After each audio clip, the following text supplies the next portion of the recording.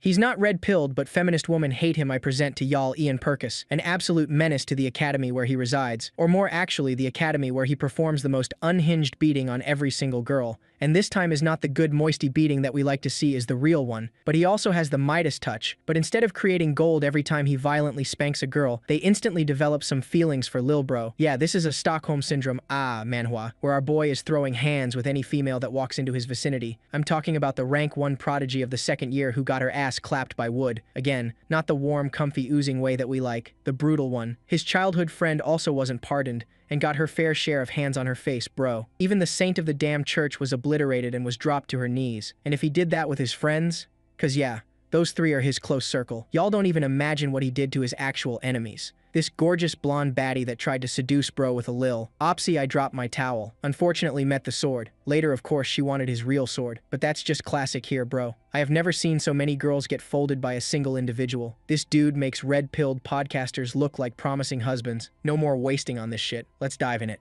In a forest at night, a kid slashes his sword into the big wolf's body. 2 more approach. He points his axe at them and asks who's next. They come running in a zigzag. He locks eyes on them. The beasts leap at him. He drives his weapon into one, plants another blow into the other's head, slashes one in the eye, then spins around. He spots a huge bite coming from the side and drives his sword straight down the creature's throat, taking a small bite to the arm in the process. Things kicked off intense right from the start. He's holding off one attacker when another comes from the side. He slashes at it but gets slammed into a tree. Another moves in, but this time he meets it with a heavy axe strike, burying the blade into its head, splattering the ground red. Finally, it's over. Or, not really. The boss shows up. He says that thanks to this bastard, he knows that letter is real. But before all this chaos, we have to go back a few days earlier when Ian Perkis, our protagonist, was celebrating the end of exams. His close friend Selene Haster tells him to calm down. It's still only mid-year. Another drunk guy chimes in, telling her to let him enjoy it. This is Leto Einstern. Ian says that even though he's not great at swordsmanship,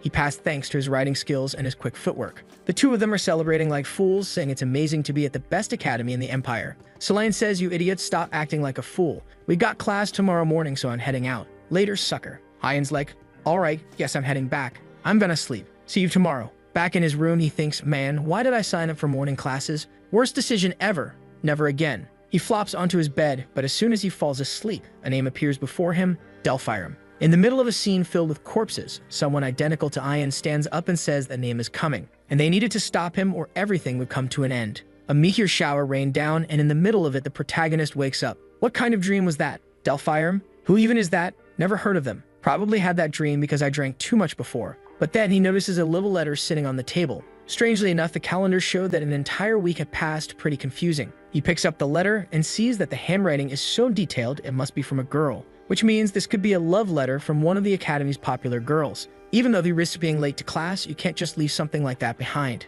The letter reads, "I thought it was just a silly fairy tale dream from my childhood, but I never imagined our names would be recorded in the history books. To Mag, I will dream of you as well. Sent by Sifia, year 571 of the Imperial calendar." Perkis looks at the calendar and sees the date doesn't match. Whoever this crazy person is, she put in some effort, but not enough. There's also a part saying that if the future isn't protected, the world will perish. He finds it all amusing, crumples the letter, and wonders, who writes a love letter in such a messed up way? Outside, as he's walking, he starts wondering, why is everyone staring at me? He glances down and sees an axe hanging at his waist. Where did that even come from? Lately, everything's been way too confusing. Suddenly, he spots Leto and Selene and calls out to both of them. But they both turn away, clearly thinking they don't want to deal with him. Leto says, "Selene, let's ignore him this time." And she agrees, saying it's better than being dragged into that weird place again. Ian, however, shouts, "You bastards, look over here." At that moment, Leto seems to notice something about him, saying that today he actually looks different from yesterday. Suddenly, he runs over to give him a hug, saying he's glad Ian finally stopped being possessed.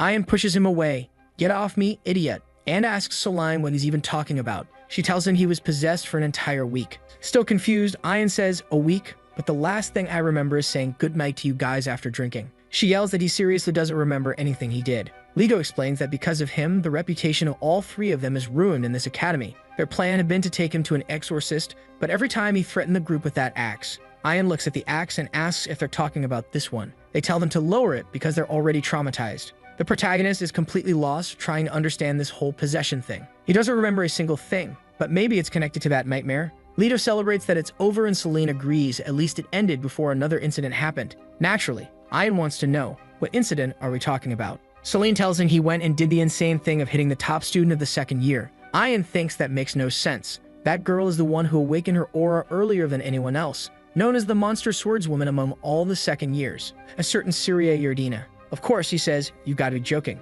I'd never hit someone like her. But Celine explains he didn't just hit her. She's been in the hospital for a week. Now she asks what he's going to do. Still confused, he asks why he have to do anything. She reminds him that they have swordsmanship class today. He's going to face her again. We then see the poor girl dragging herself in, trembling all over, saying it's unbelievable. Ian, however, just says the only unbelievable thing is how mediocre she is and smacks her across the face again. She goes flying, and then he swings a wooden strike right on her backside. What the hell is wrong with him? Someone needs to lock this guy up. It's like Dibby's soul took over his body. The students are all terrified. This wasn't just a normal beating, and besides, she's supposed to be the academy's top student. Ian steps forward and tells her she needs to start suspecting every opening he gives. Clearly, she has no idea how to deal with traps. Now in the present, Ian wants to know why on earth he went and beat up this girl who's in the same class as him. Not to mention, Syria would have been fine if she were someone he could actually face again. But now, here he is, hitting face to face with the gorgeous nightmare who's about to beat him senseless. Celine says maybe it's better if he just surrenders, otherwise he's about to get beating for nothing. Meanwhile, the rest of the students are impressed by Syria's persistence. She took a brutal beating, spent a week in the hospital, and still came back. Everyone's saying, man, if I took a beating like that, I'd never set foot in the school again. Obviously, this hasn't been great for Yerdina's mental state. The professor tells everyone to shut up and get ready. This fight would replace multiple lessons, meaning it was worth a high grade. But the protagonist is thinking that damn spirit could have taken care of all this before disappearing. How am I supposed to handle this now? She's the top student, which means the beating she got before won't affect her grades. But if I take a beating from her, there's a chance I'll get expelled from this place. Ian's plan is simple. Take hits for 10 minutes until she's satisfied. But in a single second, she slams a fist into his stomach and bam, he's airborne. He crashes into the ground like a cannonball, realizing that even if he surrenders, she's not going to go easy on him. He gets back up and says it's his turn. She tells him to go for it, and with a gleam in his eye, he charges forward with confidence. But then he notices something odd. His body feels strangely light. What happened during that time, he can't remember. Yerdina smirks, vanishes, snatches the sword from his hand, and drives it into his ribs. He collapses, vomiting everything up, while she asks if this time he's not showing those so-called traps. Last week, he beat her without even trying, and now he's acting like this. Ian snaps at her, telling her to shut up. He's sick of everyone going on about last week. But she's not in the mood either, saying it's his fault she got humiliated. She immediately leaps in for another strike. Staying her midair, Ian is certain his vision and kinetic awareness have somehow improved, though he doesn't understand how. He thinks he's got a chance, but she spins into a helicopter kick and smashes him into the wall. He sees her coming and thinks she'll attack from the side, but no, she comes from above and slams him into the floor. She's like Goku's daughter, teleporting around and pounding him, throwing him to the ground again and again. Even while being beaten, he still wonders why she makes so many unnecessary movements. Then she says, don't rush in thinking you see an opening. Anything could be a trap. Isn't that what you told me last week? And now look at you getting beaten. Ouch, that's a harsh burn. She asks him when he's going to start taking this seriously. Ian realizes that even though he feels stronger, she's taking this way too seriously. He tries a sword strike, but she ducks and hits him with another flurry. This time, though, he's actually managing to tank it. He blocks a few more attacks and becomes sure that if he asks to forfeit now,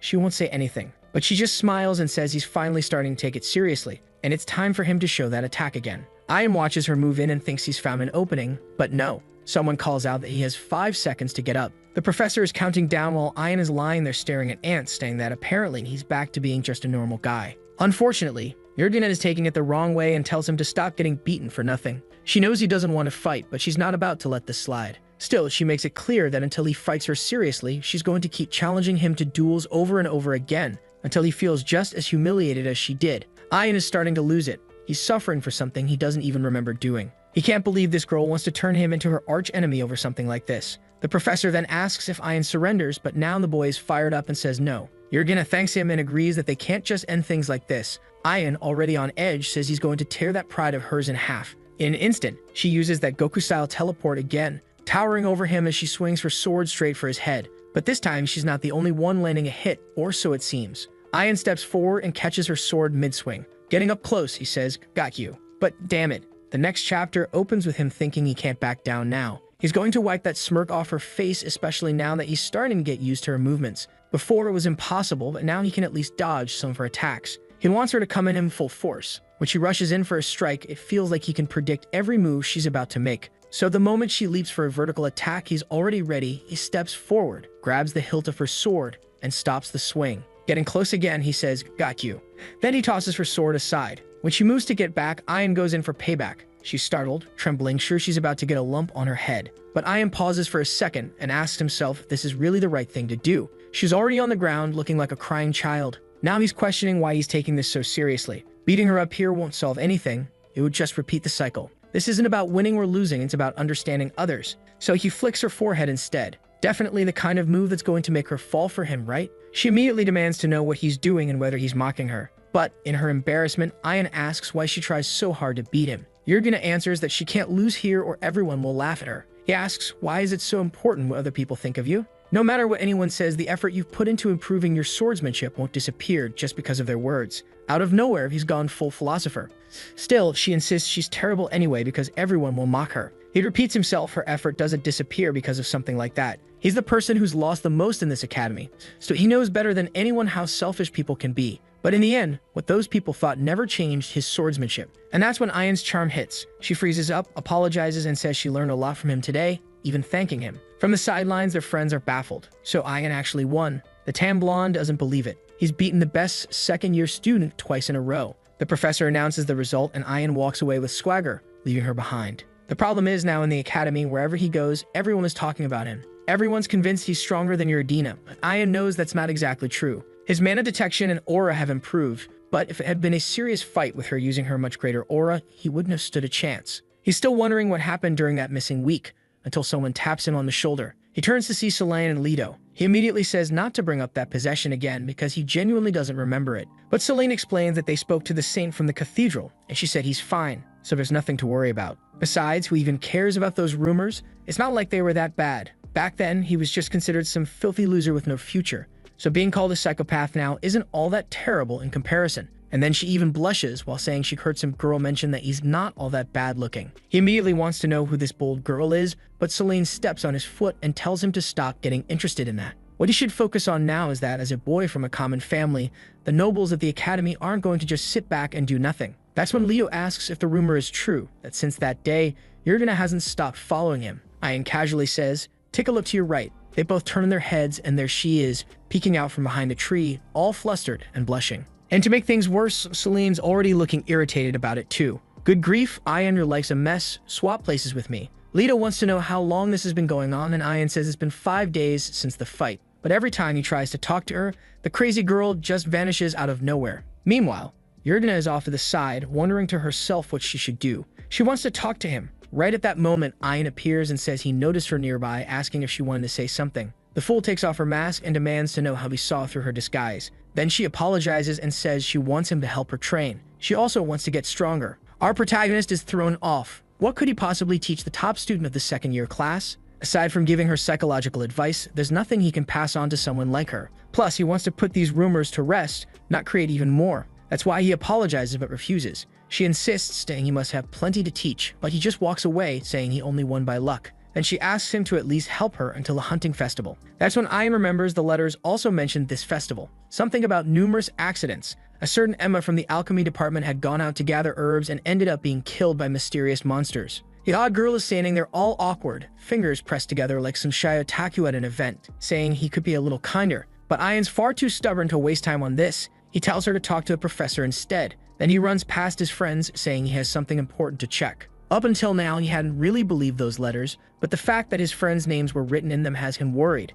In an alchemy workshop, there's Emma probably working on a test tube. Ian is certain she knows something. The third letter spoke about getting used to living in a Rencourt, a deserted place where the sun was hot and the sea sparkled. There was a saying that if you look through the eyes of a fairy, you find hidden treasures. And now, writing letters had become part of her daily life. It seems that at the end of some chapters, there are these letters, and I have to read them for us to understand the story. Now we're under the bright sun, and there's Yurgena, moving her sword back and forth, striking here and there. The professor watches and says that's enough for today. She just needs to keep practicing her aura, and she'll be ready for the hunting festival. She thanks him, then says she came to train today because Ian suggested she speak with the professor. But in her usual blunt way, she says she's realized the professor doesn't have anything to teach her. The man just stands there thinking this girl has absolutely zero social skills and waves her off. Her name is Syria Yurgena. I keep calling her Yurgena, and now everyone's calling her Syria. Then the professor calls out to her again and says he'll give her some tips. For the hunting festival, the most important thing is adapting to the terrain and the monsters in the area. After all, most of the higher class students have already done this. At the entrance, things might seem easy, but deep within the forest, powerful creatures await. Syria thanks him, saying she'll try to go deeper into the forest, but he warns her to be careful with that as well. Even though most of the monsters could be handled by the students, there were still some that could absolutely end her life. The story then shifts to the time of creation, when the god of light, known as Ars, and the god of darkness, Omelos, came into being. The god of light created the flow of time, and that's how the difference between past and future was formed. The law was that if this rule were ever destroyed, the world would suffer. That's why any being capable of affecting this natural order would become an enemy of the gods. The first being able to do that was known as Delphil. This is probably the story the redhead told our boy before, and he responds that he didn't understand a thing. She tells him not to bother her too much, she barely slept last night, so he should go ask someone else for explanations. Not to mention, he showed up after a whole month without talking to her, and on top of that, didn't even ask if she was doing okay. Ian tries to defend himself, saying they're friends, but she shoots back, what kind of friend only shows up when they need something? He keeps asking for help, telling her to just simplify the story a little. She says fine, she'll explain as if he were mentally challenged. To defy time, you have to be extremely strong, and there's only one being in this world with enough power to do that. Delphil, one of the servants of the god of darkness. Ian wonders, could it be that these letters are coming from this person? She tells him to stick to common sense, because nothing he's saying makes any sense. But if she had to think of someone who could send messages from the future, it would have to be him. After all, there's no other mythical being who could. In other words, this whole letters from the future thing is nonsense, and he'd better start locking his door properly before sleeping if he wants it to stop. Ian thinks she's mocking him, but he can't really blame her. He did just show up out of nowhere talking about getting letters from the future. She then hands him 2 potions she's recently been working on, made to reduce a person's presence. He asks if it makes him invisible, and she says obviously not, but before she can explain further, he drinks one on the spot. He immediately complains about the terrible taste, while she demands to know why he just wasted something so valuable. He tries to excuse himself, saying he wanted to see if it actually worked, but doesn't seem to.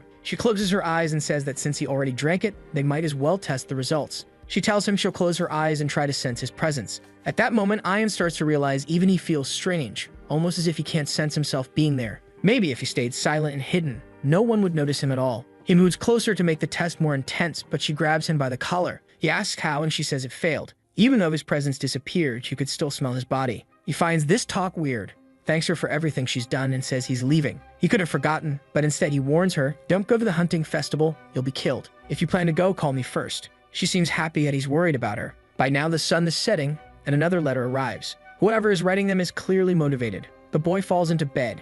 He's not sure if these letters are even real, but at least she's safe now that he's warned her. At that moment, Leto shows up, and the protagonist gets up immediately, telling him to cut it out with this little game of leaving letters for him. He might have gotten away with it this time, but if he pulls something like that again, he's dead. Leto asks who he's even talking about, and Ian tells him to stop messing around, that he already spoke with Emma. His friend, confused, asks what this Emma thing is about and if she's okay, since it's been a while since they last saw her. The protagonist says of course she's not fine. How could she be? Good grief, is this happening right now? The girl's got a crater in her chest. In the latest letter, the woman complains that she's been sending him a letter almost every day, while he replies at most once a week. In the next chapter, we find Emma apparently being treated. The protagonist had warned her not to go into the forest, but she insisted. And I'm over here thinking, I'm sick too.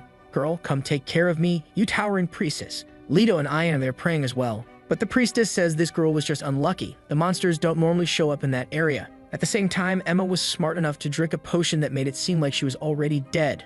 Otherwise, she definitely wouldn't still be alive. The protagonist asks the priestess to save his friend, but apparently in this world, priests are capitalists. You have to offer something of great value to use as an offering to create a miracle. Ian points out that she's the daughter of a herbalist. Obviously, she doesn't have any rare items. The priestess explains that the offering doesn't have to be something with high monetary value, just something difficult to obtain. Even so, she tells them to prepare for the worst. She says they can leave now, but Ian refuses. He's staying because he was the last person to see Emma. She tells him not to blame himself, then uses a power meant to help someone regain peace of mind. But apparently it didn't affect anyone, because Leto is still punching the wall, demanding to know why a monster suddenly showed up at the forest entrance. Ian wants to say something, but just then, someone calls for their daughter. The father comes in crying, asking why this happened to her. It turns out the father wasn't allowed to see her because of the ritual, but honestly, our boy thinks the ritual was kind of a sham, especially since they're all poor. Leto and Ian aren't from noble families. They basically got into this academy on scholarships. That means they didn't have anything rare to offer to make the ritual more effective. So Ian hands the potion he received from her to the father, saying he should carry his daughter's achievements with him.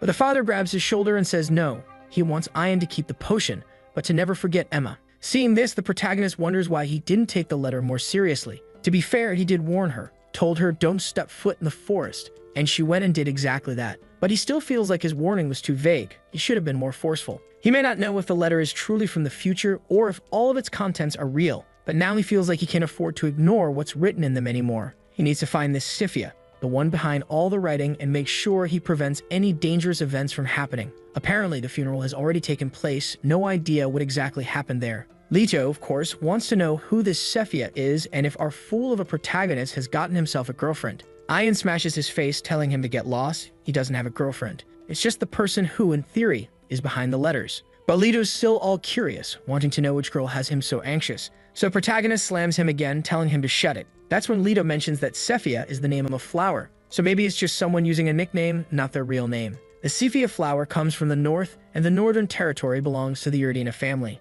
Leto reaches the same conclusion he does. The only person who comes to mind is that strange girl who's always lurking behind trees. Both of them arrive at the same thought, and sure enough, the oddball shows up, offering him bags of money, saying it's compensation for helping her. He's totally confused. Not only does he not remember helping her, but that's way too much to be offering. She's giving it because she thinks he refused to teach her since she was basically asking for free training. He asks, why is she so desperate to learn from me? The more modest girl answers that it's because there's nothing left for her to learn from anyone else. The protagonist thinks to himself that the moral lesson he gave her clearly didn't sink in at all. He tells her that she already seems to be doing fine on her own and should just keep going down that path. But she responds that she can't afford to lose her chance at this year's hunting festival. At that moment, he remembers that the letter also mentions Syria participating in the festival. So he calls out to her and says that starting today, they'll train together. He wants to find out if the Sefia from the letter is actually Syria Urdina. Several days pass after they begin training. The first thing he learns is that she has zero social skills. So bad that she even has the nickname, the rude one of the Urdinas.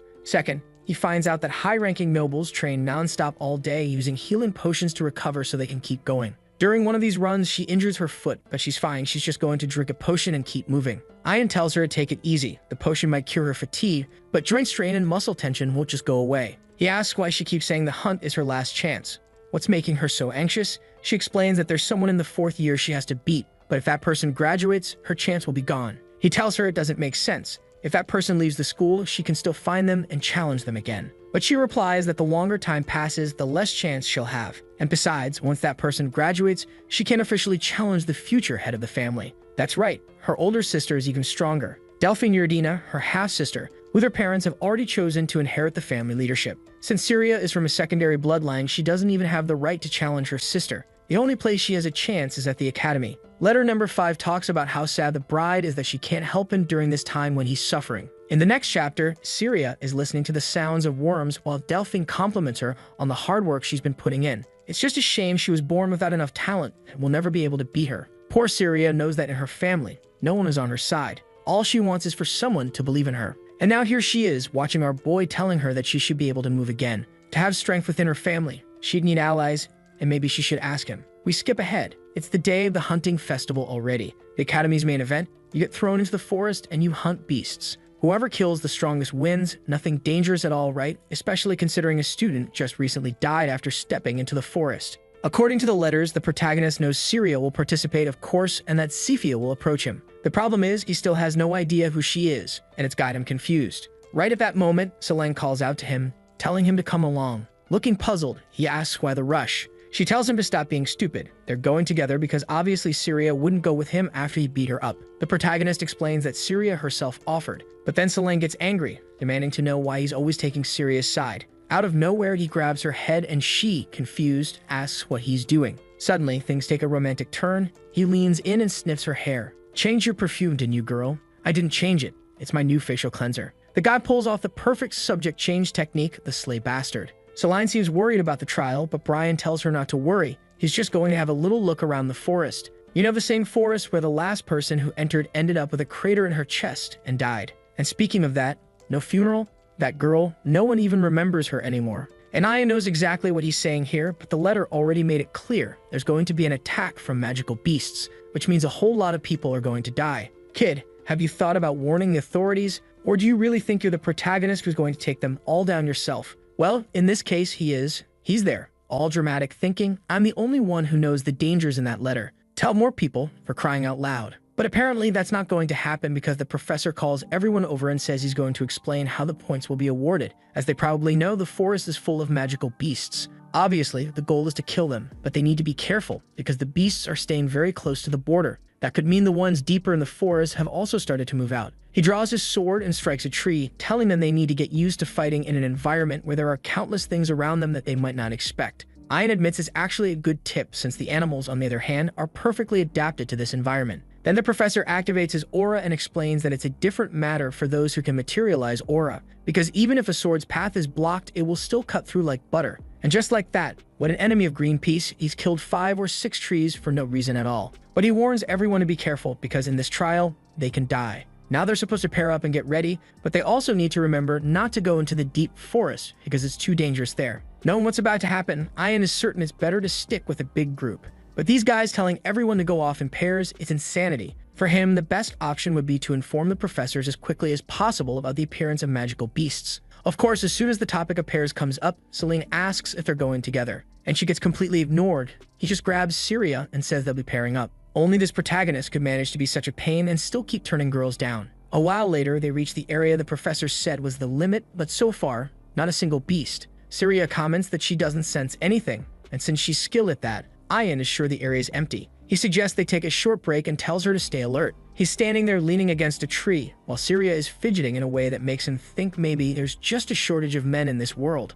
She then asks why he wanted to team up with her. Because they've been training together, and he said he would, duh. But he answers that it's because they're friends. This girl, though, says that friendship should come with some sort of exchange, that he must be expecting something. When they get back to the dorm, she can give him gold or something else. Ian tells her to relax. This is about a relationship, not a transactional deal. Friends help friends, there's no reason for her to be paying him for this. Out of nowhere, she asks if she can pose a rude question and wants to know if he's going so deep into the forest, risking himself for that friend of his. Is this all because of the girl who was attacked? Ian doesn't answer and he clenches his fists, remembers his friend, and says he doesn't know. Yeah, not exactly the most mentally stable answer. She's already a bit odd, and now she's even more confused by this guy having some emotional meltdown. Then he says he's just here to kill the beasts and asks what she would do if he were attacked. Naturally, she replies she'd have to kill the creature. He tells her that's exactly how he feels too. And the oddball thinks maybe this is what friendship means. But then he calls to her and asks if she felt that. He tells her to focus because something's off. She can't sense anything at first until suddenly she tells him to wait.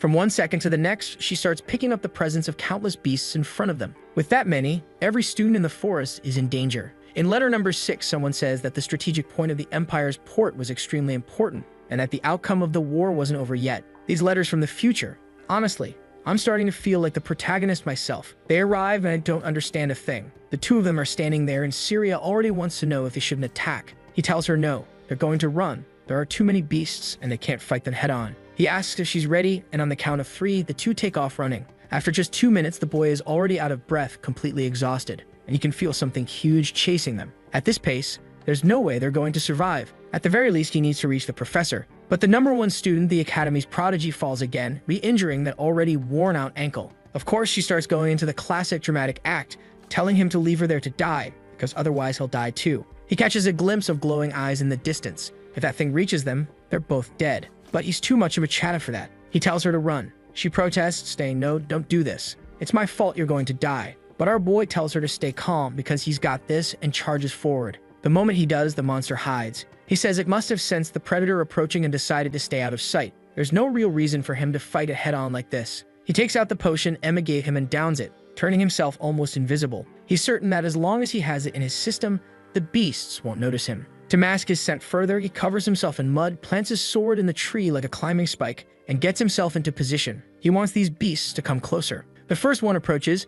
By its body, teeth, and aura, he can tell it's a demonic creature. It seems confused, probably because the scent it had been following suddenly disappeared. Perfect time to drive his sword into its skull. He thinks his aura might not be strong enough to pierce. Turns out it is. The blade sinks deep. Now that it's dead, the beast just lies there, harmless. But Ian knows this isn't the time to relax. He needs to stay focused and keep the danger away from Syria. He senses another presence, approaches, and finds another wolf. This time, though, they're moving in a pack. He counts at least 5 around him. He hesitates for a second, and the next moment, he's slashing and striking. He cuts one down, but another bites his hand, hard enough that he should have lost it. But he's the protagonist, so instead he retaliates, landing another blow, this time with the axe. And here we are back at the scene from the beginning of the story. He realizes this little axe is actually pretty useful. He also keeps surprising himself with how fast his reactions have gotten. He's feeling unstoppable. like he could take on all of them. Meanwhile, Celine throws her sword to the ground, stomps on it, and says she's furious. That bastard went off with that other woman. She says she knows they're hooking up in the forest. Just then, Syria appears and calls for the professor. He rushes over, asking what's wrong, and she tells him there are beasts in the forest, and that Ian stayed behind to protect her after she was injured. He says he understands and heads out immediately. When she was first introduced, they said she was the top second-year student. Now she's fainting from an ankle injury. The wolf pack's leader arrives, sniffing the air and spots who's in the middle of it all. Too bad, it's a trap. The boy lunges in, driving his blade deep, but two more show up and he just beckons them forward. They vanish in a blur, one on each side, but he knows that no matter how fast they are, their movements are simple. All he needs to do is watch and strike at the right moment. Since that dream, he hasn't stopped moving forward, and now he says he's going to kill every last one of them until nothing remains. Sometime later, the ground is covered in corpses, and the axe drips with blood. He wanted to believe it was over, but he could still feel the presence of another one. The strange thing was, this one wasn't moving closer. Maybe it was some kind of trap, with the creature trying to lure him forward. Smart for a beast, but he had no reason to fight. Then suddenly, he catches a scent, and it's not one that makes him happy. It's a smell he could never forget, the same one from the alchemy room. Mixed in with it was the scent of that very same potion she'd given him. His expression changes immediately. He knows now that this is the one that attacked Emma. The piece of cloth in its mouth makes it even more obvious. With full confidence, he tells the beast is going to die here and now. But the wolf just spits the cloth out, letting it drop onto his sword. Ian realizes the damn thing is mocking him. It must be looking to get revenge for what he did to those hairless cats earlier. The problem is, those creatures weren't high-ranking beasts. This one is. His thoughts are cut short when the monster launches the first attack. It shoots past him like a bullet, and before he can even register it, he's thrown back and slammed into a tree. But he gets up quickly. He's stunned. He didn't even have a chance to react before the wolf was already on him for another strike. This time, he thrusts his sword forward, mana burning along the blade straight at its mouth. The wolf is forced to dodge, and Ian uses that opening to swing his axe, slashing across its face. But even with all this strength and all the mana he can muster, it only leaves a shallow cut through its fur. The wolf comes at him again, and he has to use the axe defensively to block its claws. The beast retreats, flipping through the air like 30 times in a row, and Ian mutters that he should just put this thing in a circus. He notices some of the wolf's teeth are cracked from when it bit down on his sword. Still, it's not like Ian's in perfect condition either. While he's lost in thought, the wolf suddenly lunges, only to change direction at the last second. It's like playing against Ronaldinho, looking one way, striking the other. And it works. If he's confused, imagine how Ian feels mid-fight, facing an opponent that just won't stop toying with him. Then it's as if the wolf hesitates, thinking it's risky to go any further, until it suddenly decides to fire off a Kamehameha-like blast, smashing Ian into a wall. It follows up with its claws aimed at his chest, ready to pierce, only for the chapter to end right there. In the next chapter, we see that at the moment of the hit, Ian caught a glimpse of an opening and played dead. The wolf approached with a big grin, acting differently from how it did when it tried to kill Emma. Just as he expected, it aimed for his stomach again. And that's when Ian shot up and drove his blade into its neck. In the end, beasts are idiots. This one lowered its guard the moment it thought he was dead. Ian tells it was foolish to try finishing him off the same way twice. Then he delivers a mana-charged slash that echoes through the forest. The beast's body drops lifeless to the ground. He declares that it died because it wasted time playing around thinking he was weaker, and that from now on, it will forever be remembered for dying because it attacked Emma. Meanwhile, the professor is rushing through the forest. Suddenly, he sees an explosion ahead and wonders if Ian is dead. He arrives at a scene filled with corpses, confused because in theory, the only person who should be here is Ian along with the beasts. Celine and the other students arrive, but he tells them Ian isn't there. They'll have to keep moving deeper into the forest. Then someone quietly calls out to Celine from the side. It's him, the Aura farmer, sitting right next to the wolf's corpse. He calls out to the others, teasing that they took their time getting there. He's even emotional, calling out for this Professor Derek, who, in truth, didn't do a damn thing. And with that, Ian collapses, only to open his eyes later inside the saint's temple. From what he's heard, it's going to be a while before he can leave that place. Everyone says he was lucky to make it out alive. That wolf, as strong as it was still only in its first few years of life, which meant it could have grown much stronger. That's when Leto shows up, calling him a complete idiot who's lost a few screws. Nearly dying just to act cool for a girl makes no sense, especially since when a girl actually makes a move on him, he's always like, I'm too much of a man to be with a woman. Leto points out that he probably survived because of the potion, and the protagonist agrees. Leto immediately calls him an idiot again, saying he could have given the potion to Yurdina, left her up in a tree, and gone to get the professor to help kill the wolves. Ian admits it really does sound like a smarter plan, too bad that's in the past now. Leto says he wants to strangle him, also mentions that weird Yurdina girl must have some mental problem. She's been circling the temple 12 times a day. Ian thinks to himself that he really has attracted an odd one, and just as he's thinking that, bam, Celine throws herself into his lap. Easy there, Celine, I thought you had a bit more self-control. Leto is off to the side thinking she didn't even acknowledge him, didn't say a word, while the odd one is sitting there chewing her fingers. Leto then says it's time to collect the boy's reward. It looks like he earned 70 gold coins. Ian's still complaining about the fact that this girl bit his hand, but she grabs the other one and says they're going out for dinner tonight. She knows a restaurant that specializes in magical beast cuisine,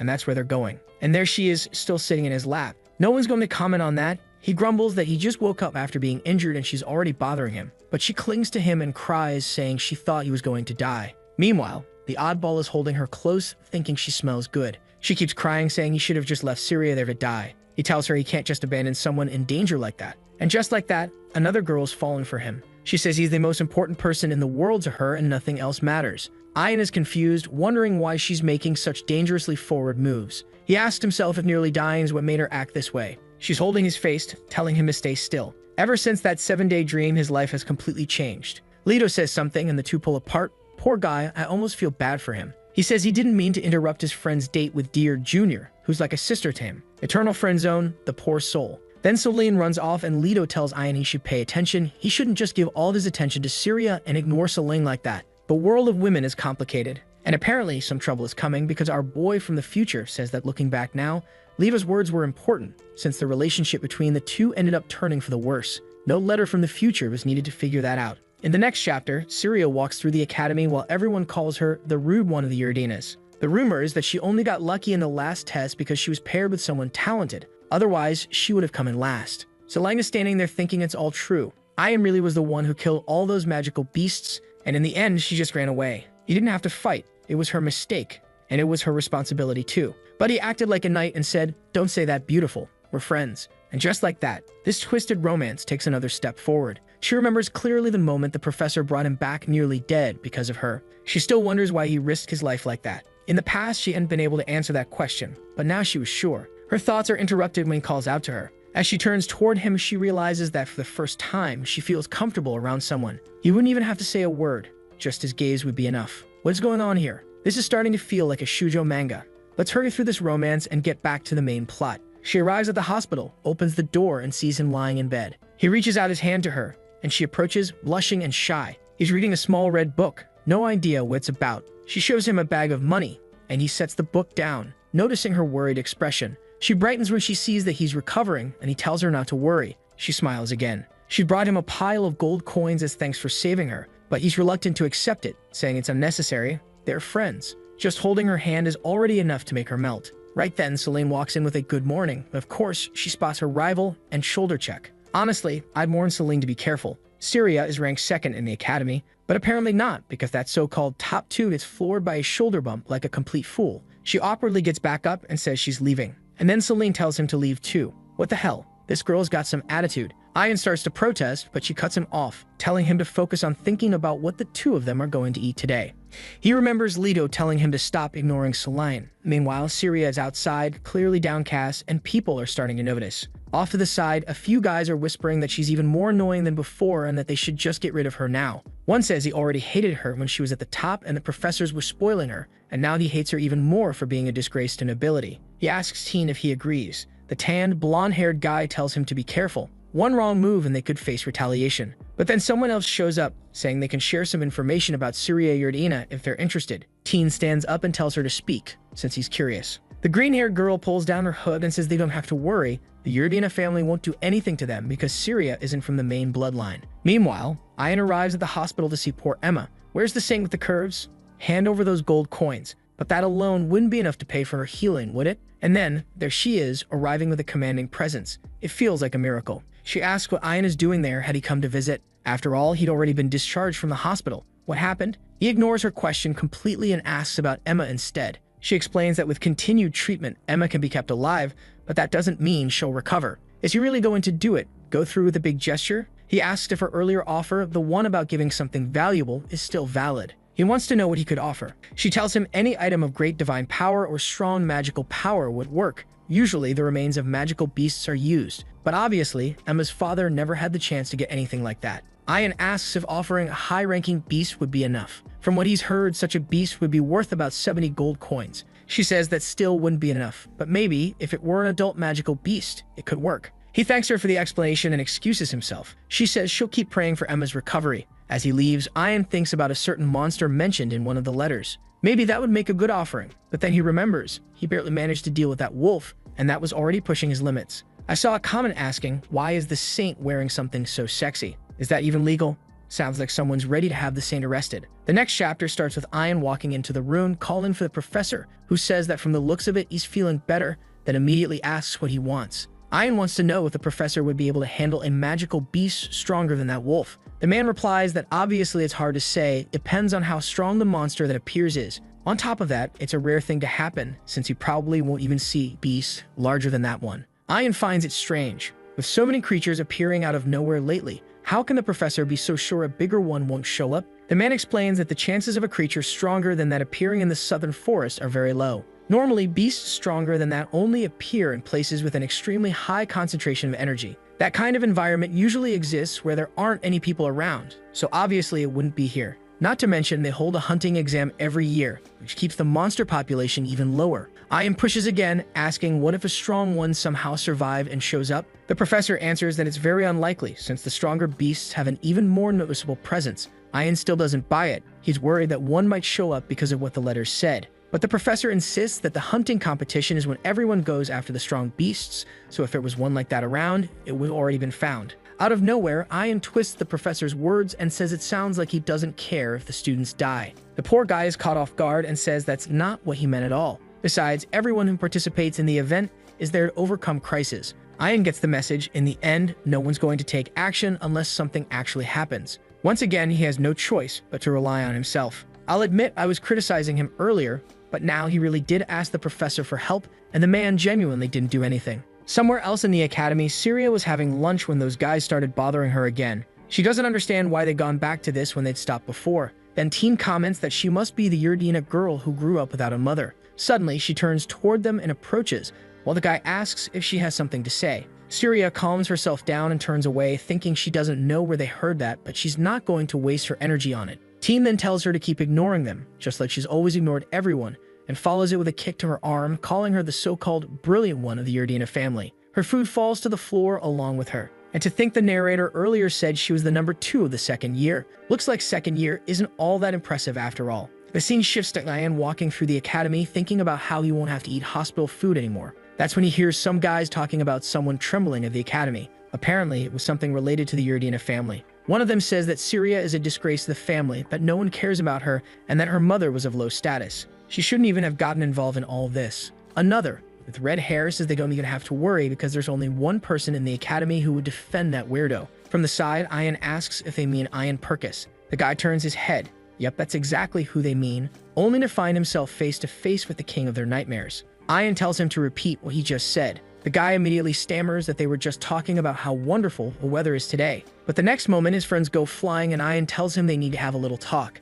He wants to know exactly what conversation they were having. Judging by the way things went, the guy probably got roughed up a bit. Later, the group slams the door, complaining that those punks at the academy have no respect anymore. That's when Leto calls Ian over and tells him to take a look at this article. Ian's eyes widen in shock when he sees that the whole thing is about him. Ian Purkis, 23 years old? Damn, I thought the kid was younger to be that scared of women. The newspaper says he's the talk of the town now after killing those beasts in the forest, even one that was high-ranking. Everyone's saying he's now on the same level as the upper-class folks. Meanwhile, Miss Syria Yerdina, 22, the second year who used to be at the top of the department, is practically starving. And during the forest incident, she ran away and abandoned him. Ian, confused, asks who wrote that or if she went to call the professor because her foot was broken. Not to mention, he can't understand why he's getting so much praise. Leto just tells him to take advantage of it. His reputation's looking good. While the arrogant Syria Yerdina ran away, he killed all the creatures, and that's the kind of thing that earns you respect. But he doesn't think it's a good thing and wants to know who wrote something like that. Leto says it seems to have been Princess Ball, and he shouldn't think for a second that he can do anything about it. Ian feels uneasy. This is the girl who doesn't care about poor people and just humiliates them. Too bad there's no way to change the story. Leto asks why he's so intent on changing it, and Ian says he's sure this won't be good for Syria. It looks like a lot of nasty rumors about her have been spreading recently. Outside, Leto comments that at least Ian gave some guys a beating, so maybe they'll back off for a while. Leto asks what year they were in, and Ian says they were all second years, one blonde and one with brown hair. Leto says they must be part of Teen's group, who's a third year. He's got a bad feeling about all this. For so many people to suddenly start provoking Syria, someone's got to be pulling the strings. One possibility is that it's Teen, since he's from the north. Maybe, through his connections, he got hold of information about her. Ian says he gets it now. One thing's clear, they're going to have to deal with that group. So they move on and find her there. He calls her, and she turns around looking all messy like an idiot. I'll always make a point of reminding that, in theory,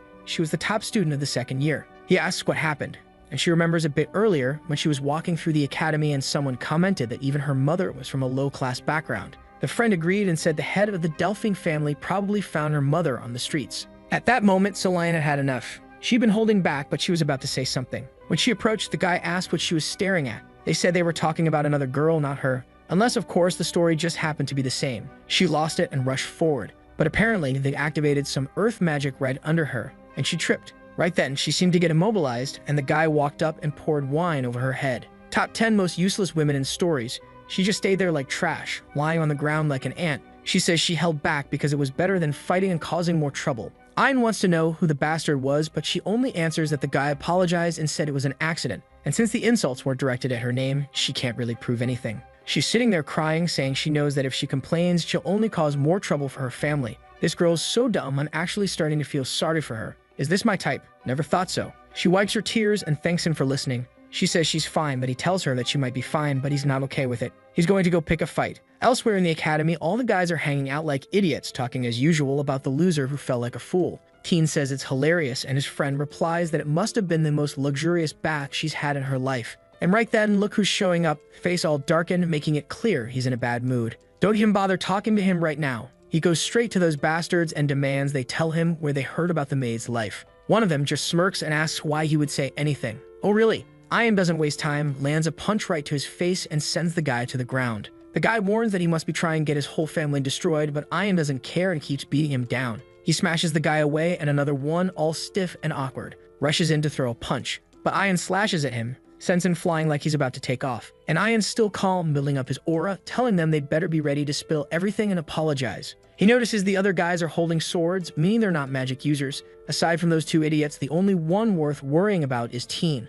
a top third-year student. So obviously, beating him won't be easy. But Ian's not worried about that right now. First, he's going to deal with these two, and then he'll handle the last one. The guy's charging all pumped up, but Ian thinks this is going to be easy. He decides to act first, steps in, blocks one guy's attack, makes him stumble, stares him down, then whips the back of his neck. He looks around, wondering where the others went, and then wham, he takes a blow to the back of the head. When he turns, two of them are leaping at him, but he blocks the hit, throws them off, and just like that, sends them flying. This kid really has a knack for knocking people through the air. Then he slams another right in the head, rushes in and smashes the other one in the face. Wait, did he just use the hatchet? That one's not getting up, took a direct hit to the skull. And now the only one left is Teen, who's giving him that condescending look and drawing his massive sword, wanting to know how Ian's improved so much. He guesses maybe Ian got some miracle drug from the Yerdina girl during their morning training. Ian demands to know why he's aware that he and Syria trained together. Teen smirks and says he's been keeping a close eye on him lately, since he's been attracting attention, especially for defeating Syria herself. And just like that, Teen's in front of him, guys like the Flash. The problem is, Teen's sword is much bigger, and he sends Ian flying. He tells Ian he might have talent, but he's still got zero magic. Ian knows he's right, but even so, he'll find a way to win. The fight bursts into light and explosions, but it's not going to be that easy. Teen summons a magic circle in the middle of the arena and fires a lightning bolt. So the guy's more of a mage than a swordsman. He tells Ian to give it up. He's not going to win just by standing around and dodging. Ian snaps at him to shut up, but Teen shoots back that if Ian wins fair and square, he'll be quiet. After all, men from the southern region accept the consequences of a fight. Ian knows this jerk is a liar. He mistreats Syria just because he can't beat her, and now he's spouting this nonsense. Teen charges again, and Ian already knows the attack's coming from above. But then, in a flash of lightning, he takes a hit to the arm that blasts into the ground. He gets up, breathing hard, while Teen says he's curious. When he saw Ian fight Syria, he noticed him dodging attacks that should have been impossible. Ian knows exactly why. That was when he was possessed by the spirit. And speaking of that, it happened once and never again. Honestly, the spirit could have been his mentor. Take over his body, charm all the girls in school, and then leave Ian to deal with the chaos. It would have been hilarious, but there's no way the author would give us that. Looking at the ground, Ian remembers someone mentioning he seemed to use a technique called spatial steps. And one way to make it easier to pull off is to use it on soft ground, which luckily is the case here. Watching the terrain, he seems to find the path to win this fight. Meanwhile, Teen keeps attacking, saying he's interested in knowing how he pulled that move off. While dodging, Ian is just waiting for the perfect moment. The blonde guy keeps laughing and asking what's wrong. Had he already lost the will to fight? If that was the case, he was going to charge forward and finish it once and for all. But right then, his foot sinks into the ground, and that's when Ian moves to the side, dodging the attack. And then comes the axe swing. Seriously, I don't even know how that thing hasn't taken someone's head off yet. How is that even possible? He swings it right at the guy's face. What is this thing, a toy? And of course, the follow-up is obvious, right? After you smash someone in the face, what do? You throw them to the ground, get on top, and choke them. Our dear Ian avoids women just so he can straddle the blonde guy instead. At least he's telling him to shut up before delivering another axe blow. Although it's apparently a toy again, I think he's hitting with the handle instead of the blade. Now it's clear. He's striking with a blunt side. And he warns that he's going to crush his head until there's nothing left. He really leaves the guy wrecked, at least for now. Then someone in the back shouts, asking how he dares, and says he's Lupin, the son of Countess Grainella. He warns that Ian is done for, but almost gets an axe to the skull himself. Ian asks if he's looking to have his head smashed too. Ian tells him to start talking unless he wants to find out, and the guy says he doesn't know her personally, but it was a girl with green hair. Everything they found out about Syria's mother and all the rumors came from that woman. Ian steps closer and says you really can't expect much from trash like him. But he better remember that if this happens again, there won't be a next time. Leaving everyone beaten down, Ian is confident they'll at least stop bothering Syria. The problem now is that he has to find out who this person spreading the rumors is. Meanwhile, Syria is walking through the academy looking for him. She's worried he might have gone to do something because of that conversation they had. Then two other girls spot her and say they found the lost orphan. They tell her not to call them mom just because she has no family. Syria holds herself back, wanting to cut them down with her sword, but decides it's not worth it. Still, the pests keep going, saying they feel like she's a bit shaken. Then Teen shows up and tells them to be quiet. I don't get it. He's got this malicious expression, but he's saying they better not do anything unless they want to get beaten just like he was. And apparently, it's working because the girls are all apologizing. But I'm not sure what his deal is. He's still giving off this negative aura. He tells them they have no way out and that they'll be beaten by Ian Purkis just like everyone else was. Could be trying to set something up, like Ian attacks the nobles and then has to be expelled. I don't know, maybe or maybe not. Because now they're all bowing down to Syria, who tells him she didn't expect him to play this whole role. And if he wanted to talk, he could have just looked for her later. Man, the artist really needs to change these backgrounds again. It looks like he's doing something intense, whispering threats in her ear, but he's actually saying he's afraid of being humiliated if the rumors spread that he went to beat someone up. So he'd rather apologize first. With that said, he tells her to let Ian know that they apologized, and then he leaves. As soon as they're gone, other girls come over to apologize. It's almost like they're pretending Ian is some kind of exorcist who broke their spines. Now Syria can only think that she can't keep depending on him like this. Next time she's going to handle things with her own hands. Yeah, right. I doubt it. And we're back to the saint who really should be thrown in jail for the way she dresses. She's telling Ian to stop putting himself at risk. She heard he beat up 8 people yesterday, and if it weren't for the Rainella family, this would have snowballed out of control. He asks what she's talking about, and she explains that the Count was extremely displeased. Ian's thinking that maybe, judging from what that Lupin guy said, that must be the kid's father, probably the reason he didn't get into trouble. That boy really kept his mouth shut. The indecent saint says she's heard the boy's story before and knows he's a good person. Besides, she owes him a favor from last time. He asks what last time she's talking about, and she warns him not to forget. That's when he realizes something must have happened that week that he doesn't even remember. Apparently, her name is the Saint. He still doesn't know her actual name. She's a seraphic being he would never have had the chance to meet if not for the Academy. What he doesn't understand is what massive favor she owes him to always be covering for the messes he makes. Then Selene, another one who's always fired up, I said it before, every girl in this academy seems to be, opens the door, asks if he's alright, and immediately hugs him. She seems jealous that he caused all that chaos over Syria, but he says he'd have done the same for her. After all, he'd already promised that. She replies that it seems he does remember then, and Sophie recalls a moment when her family was struggling, and she was crying in the flower garden. When he saw his best friend crying there that day, he swore he'd always protect her. She hugs him again, and he tells her not to worry, saying she's like a little sister to him. Cue the legendary reverse friend zone. She stomps on his foot, saying he can't ruin intimate moments they're about to have like that. He claims he doesn't know what he did wrong, and she tells him to shut up. Then she says they better take care of this Yurdina situation soon. People criticizing her wasn't unusual, but now it's the whole academy, even people who don't know her. He wonders who's behind it, and she says it's probably a group. Otherwise, it wouldn't have spread like this. Considering the first and second years don't have much contact, it could only be the 4th year. And now, wouldn't it make sense to tell your friend here that you already know it's a 4th-year girl with green hair? There can't be that many of those. As he's leaving the hospital, he runs into Emma's father, who greets him. Ian tells him not to be so formal and asks how she's doing. The father apologizes, saying he's useless. He can't help his daughter, who's fighting for her life. Ian tells him not to stress out, that a miracle will happen. Top 10 motivational lines. The father thanks him for killing the beast, and Ian says it was nothing, just self-defense. They say their goodbyes, and Ian walks away thinking he needs to do whatever it takes to save Emma. On his way back, he reflects that now that Leto's helping and he's got multiple connections, he'll soon get the answers he needs. As always, he finds Syria training. He watches her movements, wondering how he even managed to beat her. Honestly, it's not just him. Pretty much everyone in this school has beaten her at this point. She notices him, greets him, and blushes like an idiot as usual. He asks what she's doing, and it's explained that she's practicing the Golden Lion fencing style, a technique from her family. It's a style that traces multiple cuts in the air, but at the moment, she can only manage 3 because she's not strong enough. He seems interested in learning, but she says it's not necessary. He's already stronger than he should be. He's left not knowing how to respond, but eventually says, "All right, then." She thanks him for what he did yesterday and for resolving everything. Ian tells her not to worry, that he'll always do everything for her because they're friends. I thought he was going to call her little sister too, just like he did with the other one, just to get her riled up. But no, he didn't. Now she's fired up in more than one way. Still, she says that from now on she's going to handle her own problems. He kind of mutters that if she ever needs anything, she just has to say so. With that, she goes back to training while he keeps watching her mana, noticing it's more stable now. Mana itself reflects a person's mental state, and before, hers was like a pale blue.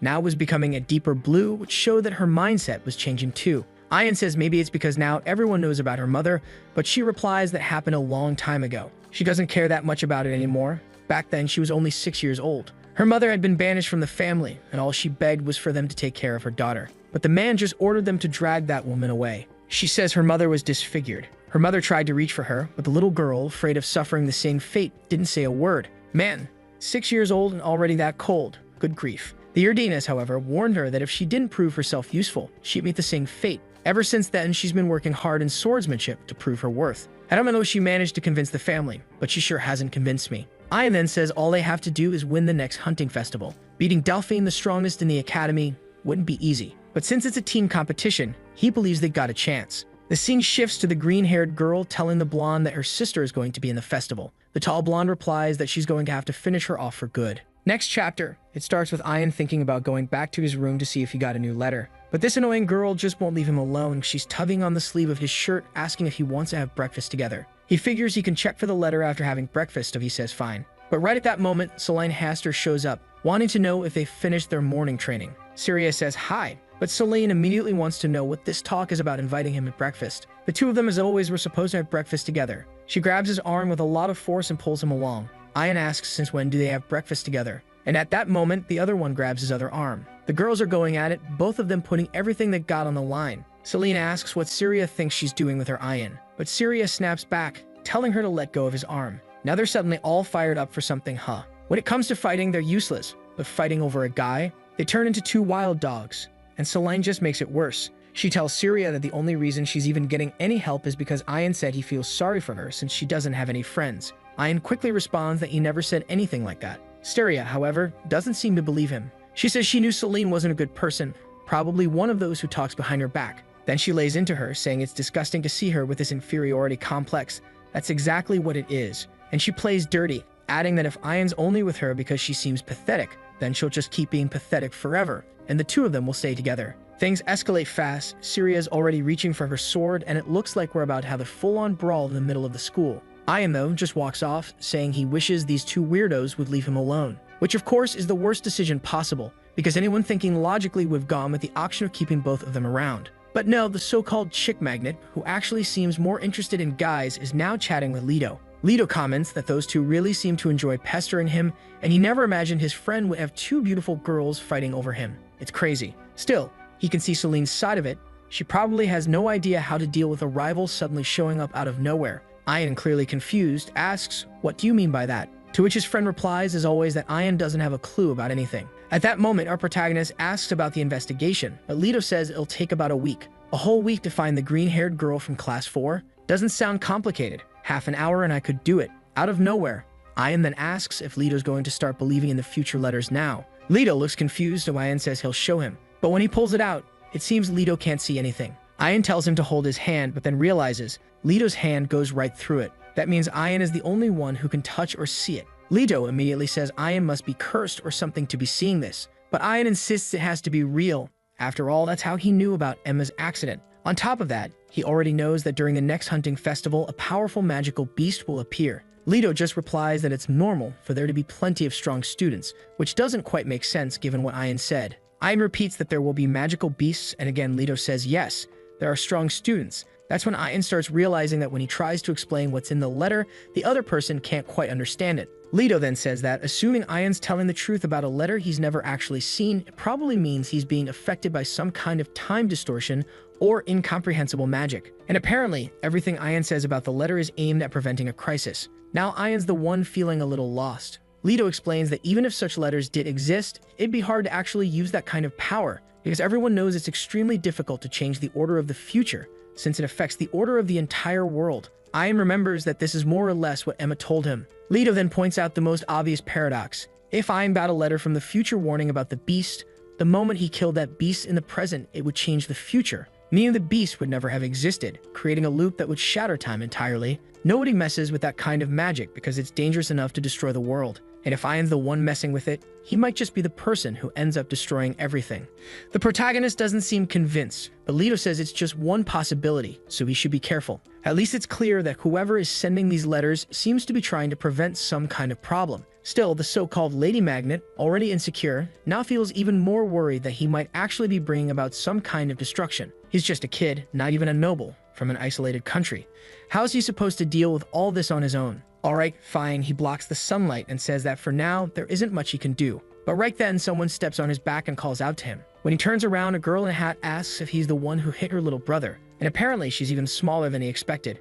She starts walking closer, and now there's a whole gang standing in front of this unlucky protagonist. That's when he notices the fool Lupin nearby, looking frightened. Now he realizes who the big sister Lupin mentioned is Elsie Ranella, who says they're not going to just stand around after he messed with someone from her family. How many chapters do you bet it'll take before she's standing there blushing next to him and trembling? I'd say it's going to happen in this very chapter, but place your bets. Turns out she's the leader of one of the largest factions in the academy. The protagonist can't believe that even after the Saint told everyone not to get involved, this girl still came to bother him. For now, his plan is to maybe just let them hit him a bit so the whole thing will be over quickly. But just then, they hear a snap, and when they look back, there's a guy lying on the ground. And here comes another tough one walking in. Both of them are startled, and the newcomer apologizes for barging in like that. She walks closer. It's another force to be reckoned with. Delphine Yardina tells Elsie to stop putting on a tough act in front of the other students because it's embarrassing. Elsie fires back, calling her rude as always, and the two start glaring at each other. Meanwhile, the protagonist's just standing off to the side, not even sure how this situation came about.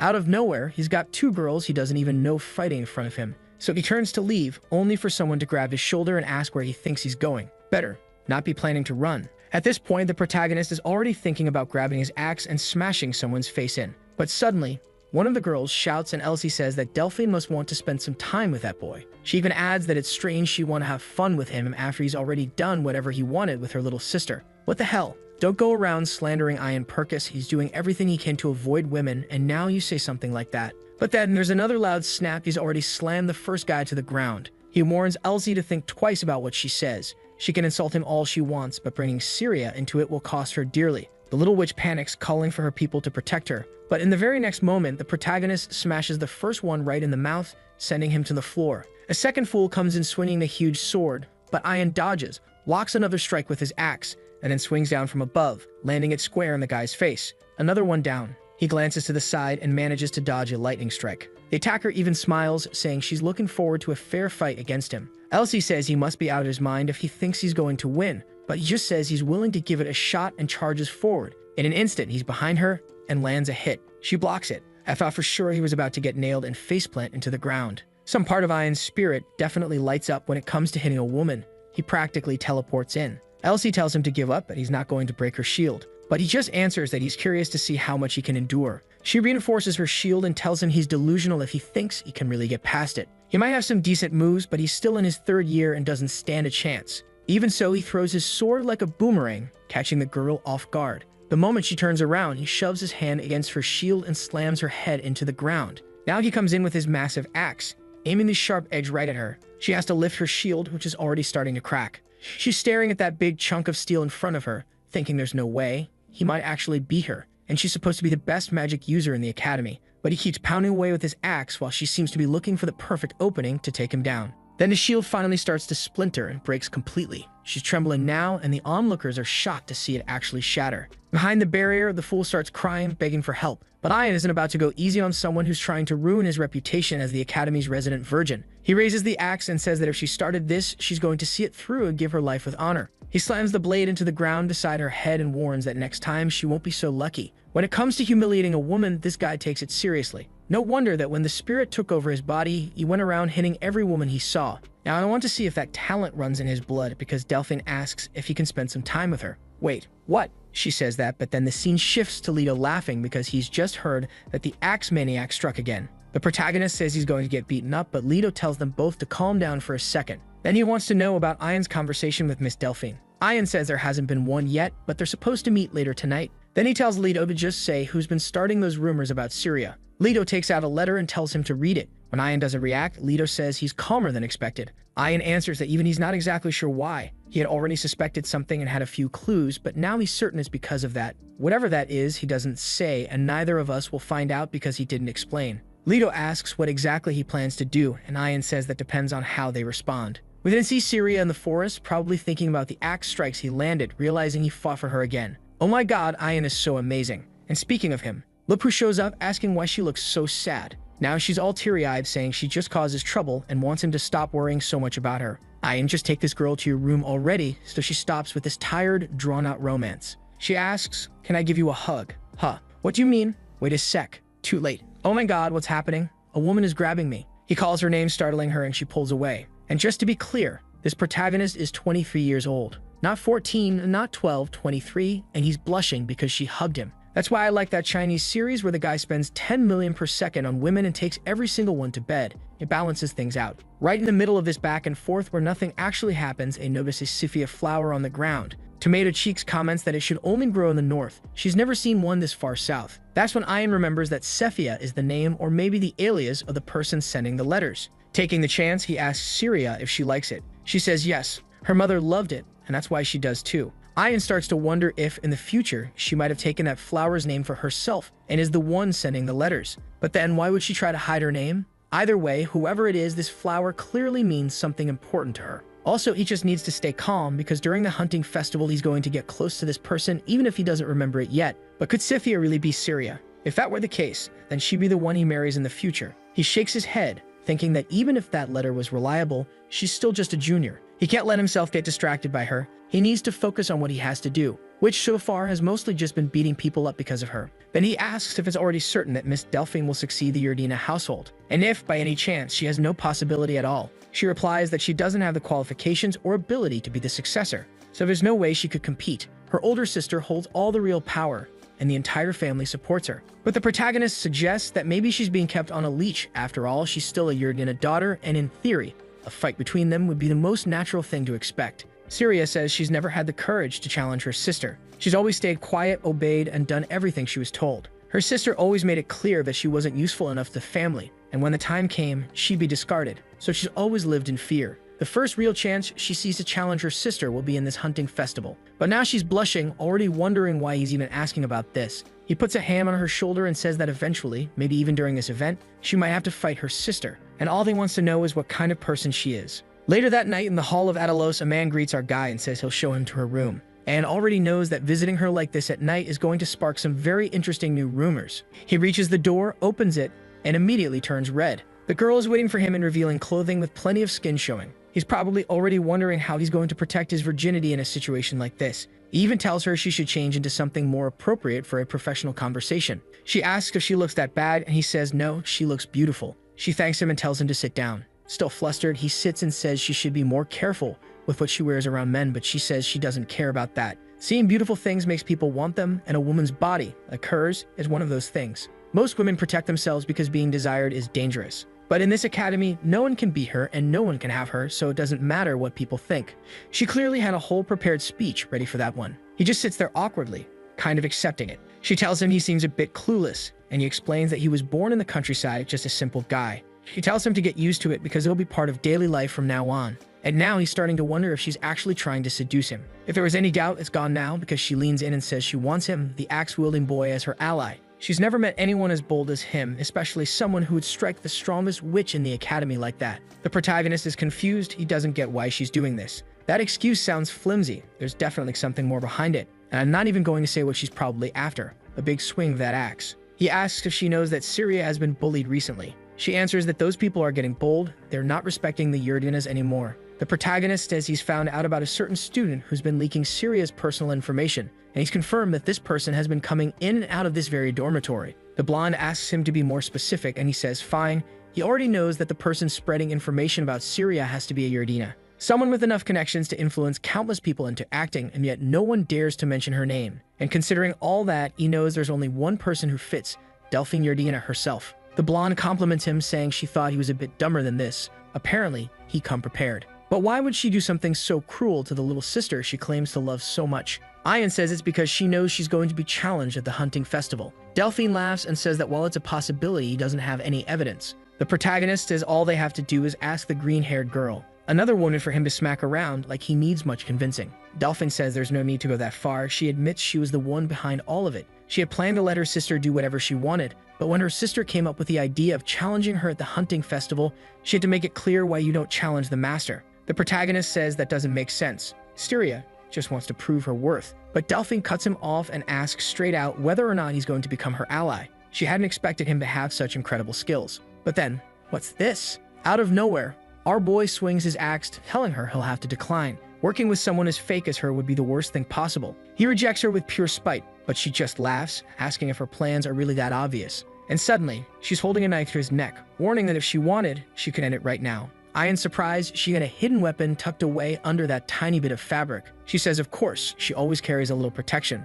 Still, she's clearly interested in him now, having realized he doesn't hesitate. And if her sister played rough, this one takes it further. She says she wants to train him like a hunting dog. Ian tells her she'll regret it, but she says she'll only regret something the day she's defeated by someone else. Their talk ends there because it's time for him to leave. He manages to restrain himself, but then goes in for another axe swing, this time with the blade. She locks eyes with him, spins, and makes the axe barely graze her. He really had gone for a clean hit, but she apologizes, saying he still has a lot to learn, then launches an attack of her own, knocking his axe upward. She admits it was a good try.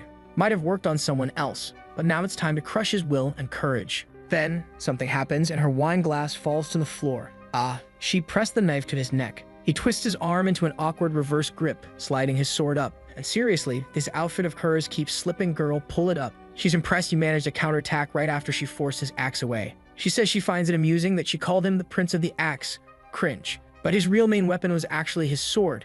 She asked if he's really trying to kill her right here because she's not sensing much killing intent. He replies that for him, putting the strongest student in the academy into this situation is already enough. She bites her lip in anger, thinking she never should have let herself be put in such a risky position. And then she decides it's time to get greedy. And if there's one kind of attack Ian can't win against, well, you already know. She makes a certain move and he glances back. Wait, now she's blushing? You pull that kind of power move and now you're covering yourself up. Right then, someone outside asks if they can come in because they've been hearing a lot of noise. Ian pushes Delphine back to get some distance, and the maid hears something, opens the door, and finds herself looking at quite the peculiar scene. In a flash, she apologizes and runs off. And if the sister blushed a little, this one turns even redder. Our boy crouches down and takes a quick look, shameless. But then he's already at the door, says goodnight, shuts it, and leaves. Obviously, the new lunatic is now all giddy, probably drawing little hearts on her notebook. Next scene. Everyone in the academy is gossiping about the axe maniac who supposedly threatened an unarmed senior. Seems the guy's been at the academy for 3 years, and no one ever imagined he was this crazy. Suddenly,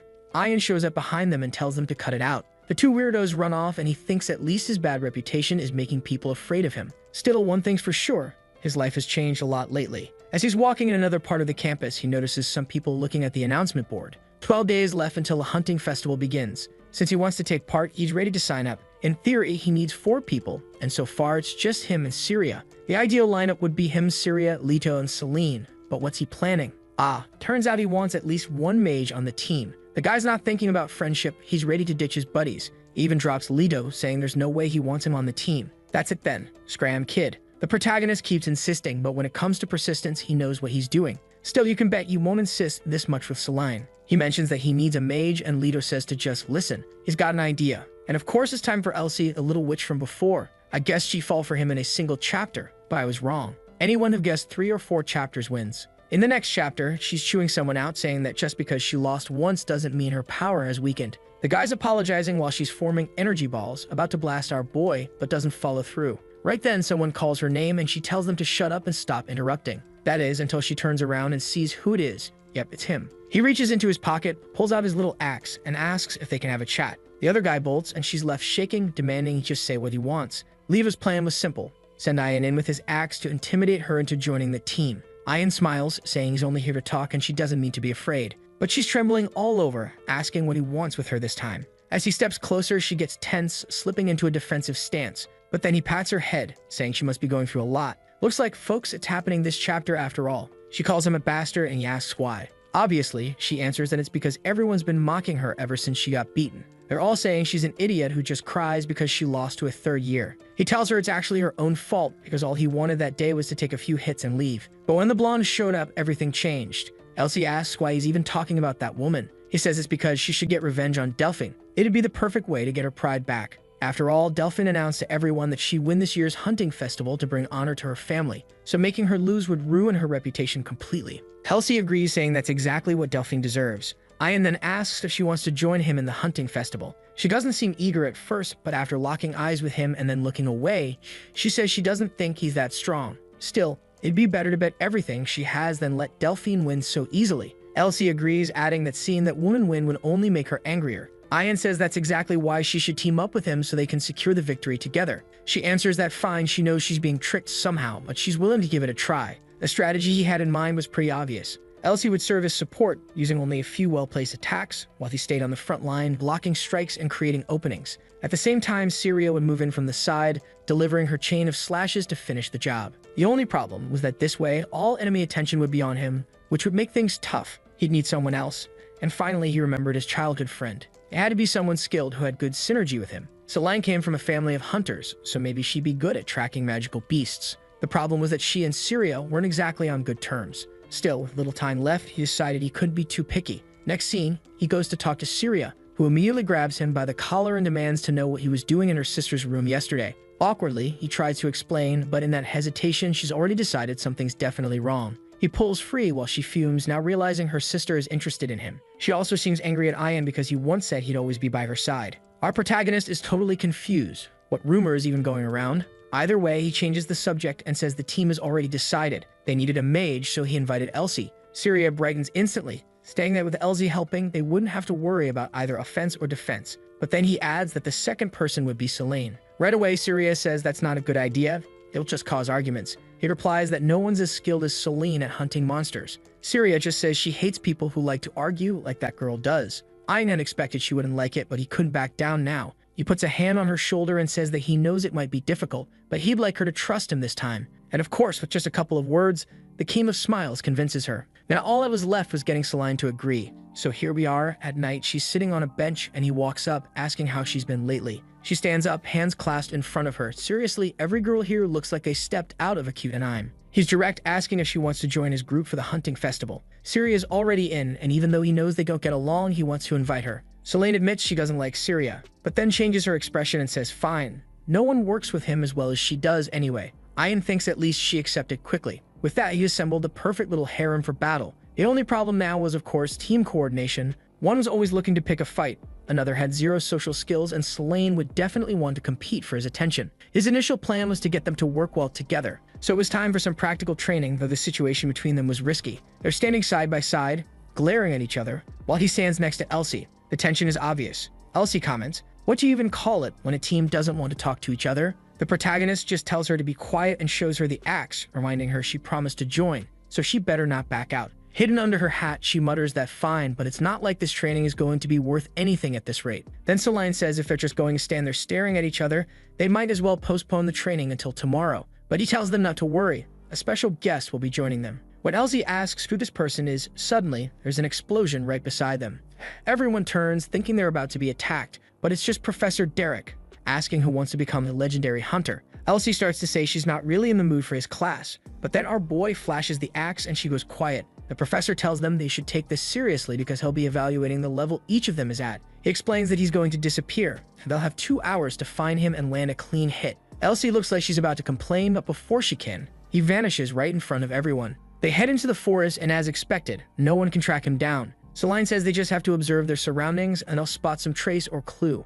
Ayan asks if she actually knows how to do that, and she replies that of course she does, she's not some spoiled noble like them. Elsie and Syria immediately point out that they also have hunting skills, noble or not. Celine asks why she's so defensive, and Syria says it's not fair for her to assume nobles can't hunt. While they're wrapped up in this little drama, Ayan notices a footprint nearby. Celine praises him, saying that hunting close to her must have made him pretty good. This girl just can't stop provoking Syria, who snaps at her to cut it out and focus. Celine tells her to stop being jealous, and Syria fires back that she's the jealous one. Good grief, can we stop this already, ladies? We got a hunting competition to focus on. Right then, the professor appears above them and reminds them that not every magical beast runs away. He drops down, blasting the area, and says they're way too distracted. At this rate, there's nothing he could teach a team like this. But then he notices they were all protected and compliments Elsie's quick reaction. She just shrugs it off, saying it's basic for the strongest mage in the 4th year, only for him to snatch her staff in an instant, hit her in the back, and nearly break her other arm. At the same moment, Syria tries to flank him, and Ayan sees he'll need to give her some support. She goes for a slash, but he easily dodges and taps her on the back of the neck. And just like that, Ayan hasn't even moved from his spot yet, and both girls are already down. Ayan tells Celine to help Syria because they need her, but she refuses, saying the two of them are enough. He tells her to stop it, but she shouts that she hates how much he cares about Syria. Thankfully, the professor cuts off another brewing argument, saying a monster won't wait for them to finish. Soon enough, all 4 of them are on the ground, and he says their teamwork is pathetic. He can't even understand why Celine Haster is on this team. Ayan already knew things wouldn't be peaceful, but he didn't expect them to fight over every little thing. And honestly, the solution to all of this starts with Ha and ends with Rem. Later that night, in her room, Celine is sitting there looking down, thinking about Ayan when he was a kid. When she comes out of the bathroom, she notices a small letter on the floor. It invites her to meet in the Eastern Forest at 10:30 to talk about something. She recognizes Ayan's handwriting and wonders if it's because of what happened today. She goes to the forest and calls out, asking what it's about. Ayan turns around with that confident aura, and she's already blushing, wanting to know why he wanted to meet her so late. He gets straight to the point, asking how long she plans to keep picking fights with Syria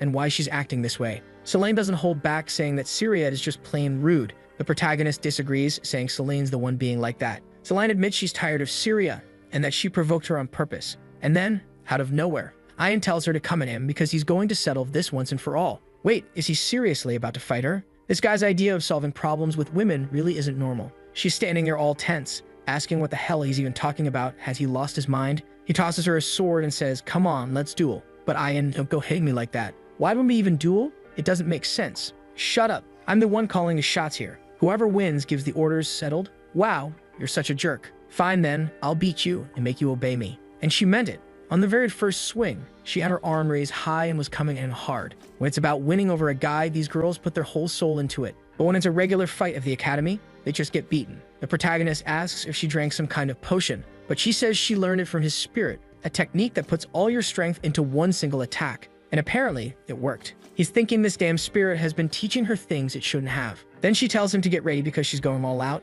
and she comes down with another vertical strike aimed straight for his head. He's impressed by the strength but dodges easily, noticing her movements are still slow. He goes in for a counter, but she shows surprising flexibility, rolling away like an armadillo, ending up behind him. She swings, he raises his sword to block, and it looks like she's about to land a clean hit on his leg until he pulls out his trusty axe and knocks the sword out of her hands. And wait, blood? What the hell? He's never even hit a villain with the sharp end of that axe, and now he's using it here? This guy, I'm telling you, he should be arrested. She says she knew he'd pull out that axe. Realizing he needs to change tactics, he switches to a spinning axe throw. She moves it and saying that tossing weapons like that won't change anything, but he throws not only the axe, but his sword as well. When she blocks the sword, he catches the axe midair and goes in, ready to finish off his childhood friend. She stumbles, drops her sword, and he goes to grab it, only to turn and try for a sword strike himself. But seeing the scene, Ayan knows this won't be just any cut. He's aiming straight for her chest. And yeah, blood spurts, but it's from her driving her arm into his strike. She realizes that if he hadn't stopped her attack with his arm, or she hadn't stopped his, they both would have been dead. Still, if there's one thing this guy knows how to do, it's farming that confident aura. He puts a hand on her head and says he's the one who won this time. She tells him to get treatment, but he just says she needs to apologize to Syria. She gets mad, saying there are plenty of other things he could have asked for, but he falls asleep right then. It would have been pretty depressing to wake up in the church again, facing those giant nuns with the forbidden uniforms, and speak of the devil, it's Celine saying he's finally awake, and that it's a good thing the injury wasn't anything serious. At that moment, Syria walks in, saying she heard from the sink that he got hurt. Celine takes a breath, stands up, and apologizes for always picking fights. From now on, they can share Ayan. He thanks her, figuring maybe things will get better like this. But Sirius says what Celine does doesn't even bother her anymore. She's dealt with it all her life. Still, since Celine's apologizing, she admits part of it is her fault too. From now on, it'll be a happy little trio. The protagonists touched, the plan worked even better than expected. Now the Brutes more united for the hunting festival. With that settled, all that's left is to perfect their teamwork. He's still looking forward to the day the evil spirit takes over his body again. For now, the towering saint walks in, saying it's good to see he's feeling better. Then she tells the two girls to leave so she can treat Suryin. The protagonist wonders why he's suddenly feeling a strange chill. Celine gives her a sharp look and tells the saint to take extra good care of him because she really likes the boy. But the blessed one simply replies that if she likes him that much, she should make sure he doesn't get hurt in the first place. Celine freezes up, flustered, and leaves. The saint then tells the serious one to get out too, but Syria says she wants to stay. The saint replies that would only be possible if she were his wife. Syria lingers there, blushing a little, and asks if that makes her his lover. The saint says no to that as well, and then kicks her out. Shutting the door, she tells Ian to stretch out his arm. He obeys and asks why she threw them both out.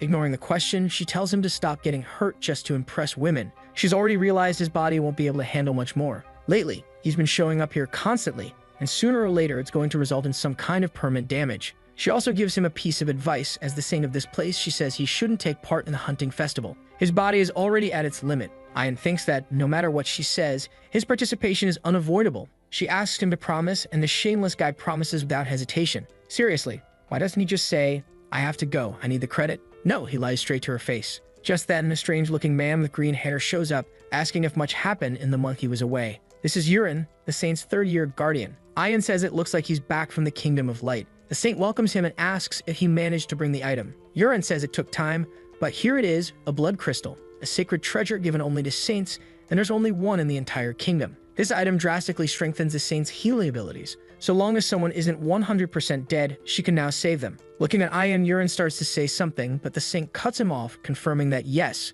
with this, Emma could be saved. The problem is the item is extremely precious, so unless it's an emergency and she has permission from the kingdom, it can't be used. I thought she'd be able to level up with it, but no, it drains her power, so she can't just use it freely. She then asks to excuse herself from the boy. She tries to place a hand over his heart, but it's hard to even find it with so much mass in the way. With that, they leave, and Ian thinks that if he had a choice, he wouldn't want to be in this position either. But there's too much at stake, and he needs to take part in the hunting festival. He promised Syria they'd win. He also needs to kill a high-ranked beast to get an item that could save Emma. Above all, the letter warned him about an incident that's going to happen. Too bad for the saint, but he's going to have to get hurt again. Training with the professor continued, and the big day finally arrived. The legend who built his harem in just 24 chapters arrived with his crew. Elsie compliments them, saying she thought they wouldn't stand a chance. But at least now they won't be getting in each other's way. Ian tells her to take it seriously, as if everyone's life were on the line. Elsie doesn't believe it'll be that serious, and just as Ian's about to say something, a knife comes flying at him out of nowhere. He blocks it with his axe. $1 quadrillion says it's the crazy blonde, half naked, and sure enough, it's her. She says it's been a while since they've seen each other, Prince of the Little Axe. He tells her that was extremely risky, but she tells him to stop exaggerating. She knew he'd dodge it easily. Besides, she only came to say hello to her little sister. Ian immediately tells Syria to take a step back and disappear like she's always done. In letter number 9, the sender thanks him, saying it was thanks to him that she was able to win the hunting festival. Finding that monster was terrifying, but they survived. It was also interesting to discover its weakness was the horn. Next chapter, right after Delphine says that, the protagonist can't help but think she truly is a terrible person. She didn't need to go that far just to discourage Syria like that. The protagonist tells her to stop being ridiculous. Just because she's interfering doesn't mean she's going to ruin their chances of winning the hunting festival. Delphine tells him to be quiet because she's talking to her sister. Then Elsie steps in, telling Delphine to shut it unless she wants it beating during the competition. Still, the older sister presses on, telling both of them to stay out of it because she's addressing Syria. That's when Syria remembers how the blonde always told her to stay in her place, insisting she could never win, that she wasn't useful enough, and that in the end, she'd only suffer. Syria freezes up, unable to respond, until the protagonist tells her she's not a child anymore and just needs to stand her ground. She doesn't have to feel intimidated, especially since she's in the competition to overcome that very thing. Syria calls out to her sister, saying this time she won't back down. Of course, Delphine says she's looking forward to it. It's been a long time since their rivalry meant anything, and now the hunting festival will be much more interesting. She turns to leave, but Ian calls out to her, tossing a blade and saying she forgot something. Before it can reach her, a shaved head guy steps in, blocks it, and knocks it back. Ian catches it in midair and asks why they don't just take what belongs to them. Delphine says it's a gift for stopping that surprise attack. Ian says fine then and tucks it into his shirt. The shaved head guy compliments Ian's axe skills. Elsie tells him to just say who he is, getting involved like this. The stranger pulls out 2 axes and says he'll show his own skills with the weapon. He starts doing some kind of trick display, and the protagonist is completely baffled at whatever this guy's trying to pull. Ian casually flicks his finger from his side and ruins the guy's little performance, making him step back. The stranger tells Ian to stop acting crazy and attacking out of nowhere.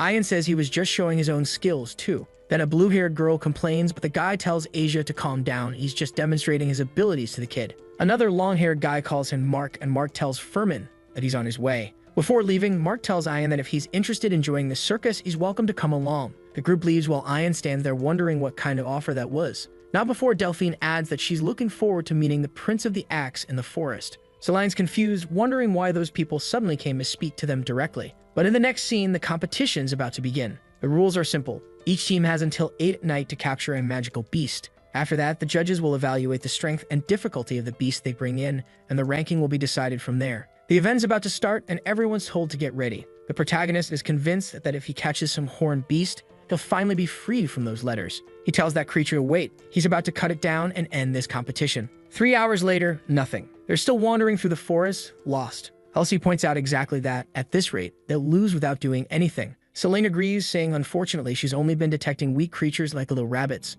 She wants to know what they're going to do. The protagonist's stumped. He was so focused on the possibility of a powerful beast showing up that he didn't consider there might be none at all, and they could just lose. Then Syria tells them to wait. Something's wrong. She can't sense any presence around them. The forest is far too quiet. Ian finds it strange. By now, even if they hadn't run into anything high level, there should have been other animals around. Elsie, however, says she's excited. She's feeling a strong magical presence coming from that direction. The protagonist is already sure it's the horned beast and tells everyone to stay alert. The group is there, each one ready to strike, weapons poised to draw. They keep advancing slowly until they come across a pile of dead animals. They can't understand why. Maybe it's some creature marking its territory. But as they move a little farther ahead, Ian tells them to wait. Just beyond the tree, there's a massive beast, the exact horned one from the prophecy, which immediately locks onto them. Ian shouts for everyone to get into position. One roar from the creature sends a blast of wind across the whole group. Ian quickly calls for Elsie's protection and tells them to stick to the training plan. With the barrier up, he warns them to be careful.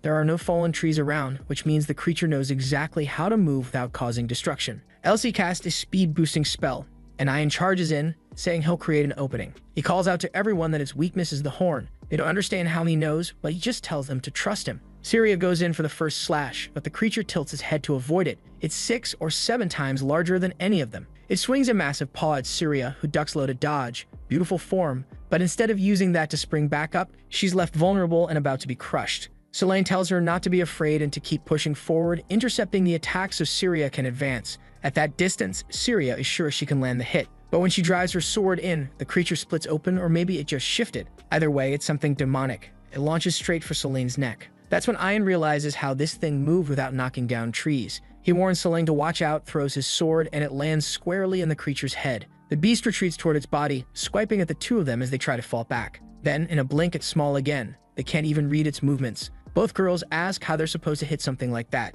Ian says they'll have to rely on Elsie's precision. Her magic should be able to stop it. The 3 of them need to focus on buying as much time as possible. But before he can say more, an arrow merely hits him and half the forest explodes. He's the only one who gets blasted far away. Selene circles around the side while he brushes it off, saying it's nothing. He's here to tank. They keep pressing forward, slashing from both sides of the wolf-like beast. It goes in for another bite, this time pinning Selene to the ground. Meanwhile, Syria and Ian run to shield Elsie. She begins casting, asking them to hold it in place. Syria moves in for a strike at the horn, but the monster swipes her away again. Ian comes in from the side, tossing his sword upward, and seems to land a solid blow to its snout, but the sword is batted into the air. At least it creates an opening for Elsie, who says that's enough. A magic circle appears. Lightning and smoke fill the forest. Ian is certain there's no way the monster could survive such a large-scale attack. But when the smoke clears, the creature is standing there staring straight at him. Elsie immediately realizes the boss has lightning resistance. Ian charges forward, wondering why none of this was mentioned in the letter. The only high-level magic Elsie has mastered is lightning, which means they're in trouble. The plan now is to buy some time and think of a new strategy. That's when he notices a slight gap between the horn and the rest of its body. He tells her they're going to try again. She says it's pointless because of the lightning resistance, but he just tells her to keep quiet. They don't have time to think of something else. And of course, with a plan like that and an IQ of 16, it doesn't work. The fact that the boss had lightning resistance made it obvious it also had mastery over that element. and sure enough, it started conjuring an electric sphere in its mouth, blasting the forest once again. In letter number 10, the sender wrote that it was good they managed to kill that beast. It was a shame they were suddenly attacked right afterward, but in the end, it was still worth it. The next chapter begins with the beast attacking again and Ian shouting for Elsie to get out of the way. The lightning almost hits her, but Sirius steps in, pushes her aside, and is sent flying along with her. Selene goes for a counterattack but gets thrown back, exploding into a cloud of smoke. The protagonist tries to push forward to draw the monster's attention, telling it to focus on him, and the creature obeys, swinging its neck and lunging in for a bite. He tanks the hit but gets thrown backward. At least he notices the beast doesn't spam its lightning attack, meaning it must have some kind of cooldown. Since it had just used it, all he needed to do now was buy time until Elsie could cast her attack again. He strikes with both axe and sword, drawing blood, telling the creature it's not over yet. But the monster activates its electricity again, sending him flying. And now it looks like he twisted his ankle. Before he can get up, the beast is already lunging for another bite, but Syria appears, using her family's secret technique, the lion sword style, delivering 3 slashes to its neck. But this annoying boss stretches its body unnaturally, dodging them all and lands behind the protagonist. Seeing that nothing's working, Syria asks what they're supposed to do now. Selene can still move but can barely help, she's nearly spent. Elsie shouts for help, saying the monster is about to move again. Ian tells Syria to hold out against just one attack. She asks what the plan is if she's risking herself like that, but he only tells her to trust him. She agrees and charges in to intercept, getting knocked back. The beast raises its head, and Ian appears above it, diving toward the horn. But damn, it bites him in the forearm, making him curse at it as he tries to bury his axe into its snout. Looks like he got a solid hit in, and at the same time, he starts drawing his sword, driving it into the base of the horn at the back of its head. Breaking free from the creature, he's still airborne when the monster begins casting another spell. But Ian says it's too late. Elsie's lightning falls from the sky, striking the exact spot where the sword is lodged. The beast begins to shrink, writhing in pain. Ian remarks that if you put a conductor right at the top of its head, that's gotta hurt. Even with lightning resistance, the sword carried the electricity straight inside. That was the end of the damn thing. He pulls the sword free, Elsie looking startled but telling him not to worry. It's over. Ian, still in his confident mode, raises the bloody blade to the sky. Elsie, now excited, says they'll do really well with this. It was a named monster. Ian celebrates, saying this probably secures their victory. Syria beams with pride, and Selene is thrilled too. But, as we already know from the letter, something's about to mess everything up. Ian warns them to stay alert. There could be others nearby. Right then, a scream rings out, and when he turns, Ulmer is there, slamming an axe into Selene's shoulder. Ian shouts, but a knife comes flying toward him, forcing him to block, only for Furman to suddenly be right in front of him, grabbing his arm and slamming him to the ground. And then someone steps forward, saying it's a shame. Isaiah, the blue-haired one, is already holding Elsie down while the others tell everyone to stay still. Someone steps right up to Syria. It's her, the blonde in the robe, saying that whoever takes this beast will win, and it sure won't be them, unless Syria was planning on facing her. Meanwhile, Selene's taking axe blow after axe blow. Seriously, are you trying to chop the girl to pieces? What's going on here? Enough already. Over there, one of them is frozen in place like a popsicle, and the protagonist is lying on the ground doing nothing. Then Syria lifts her sword and says she won't back down. Her sister smirks, telling her she should already know she's still far from her level. Syria tries to use that special technique, but one slash from her sister tears through it, and then a kick straight to the stomach sends her skidding across the ground. Even so, the determined one gets back up, saying she knows she's not ready, but she's not just going to stand there and watch. She's not a child who only cries anymore. She'll fight. Delphine praises her, saying she's grown, but insists she still has no chance. They pass each other like it's some Chidori Racing Band clash, but Delphine simply glances back with confidence, while Syria collapses like a sack of organs. The protagonist shouts that she's too far away, but one of the men warns him to keep quiet unless he wants to get cut too.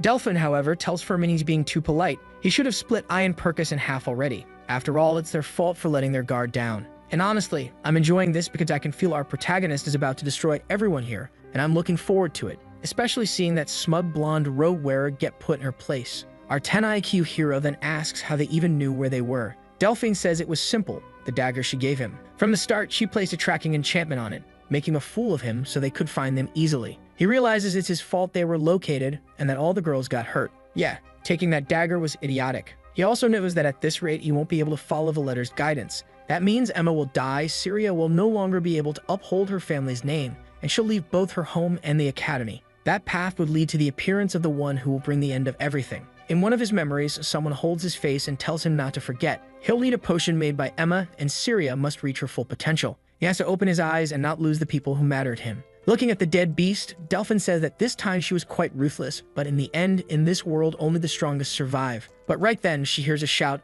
turns around, and the giant axe almost takes her head off, hitting the wolf instead. Furman is on the ground clutching his face while the protagonist, blood on his lips, says that now their fight is going to begin. Did he seriously just go feral and take a bite out of the guy's nose? Delphine stays calm, realizing Furman won't be able to move after that injury. What she doesn't understand is how she didn't notice the axe almost hitting her. It is the protagonist being taken over by that cursed spirit again. He says his head is spinning.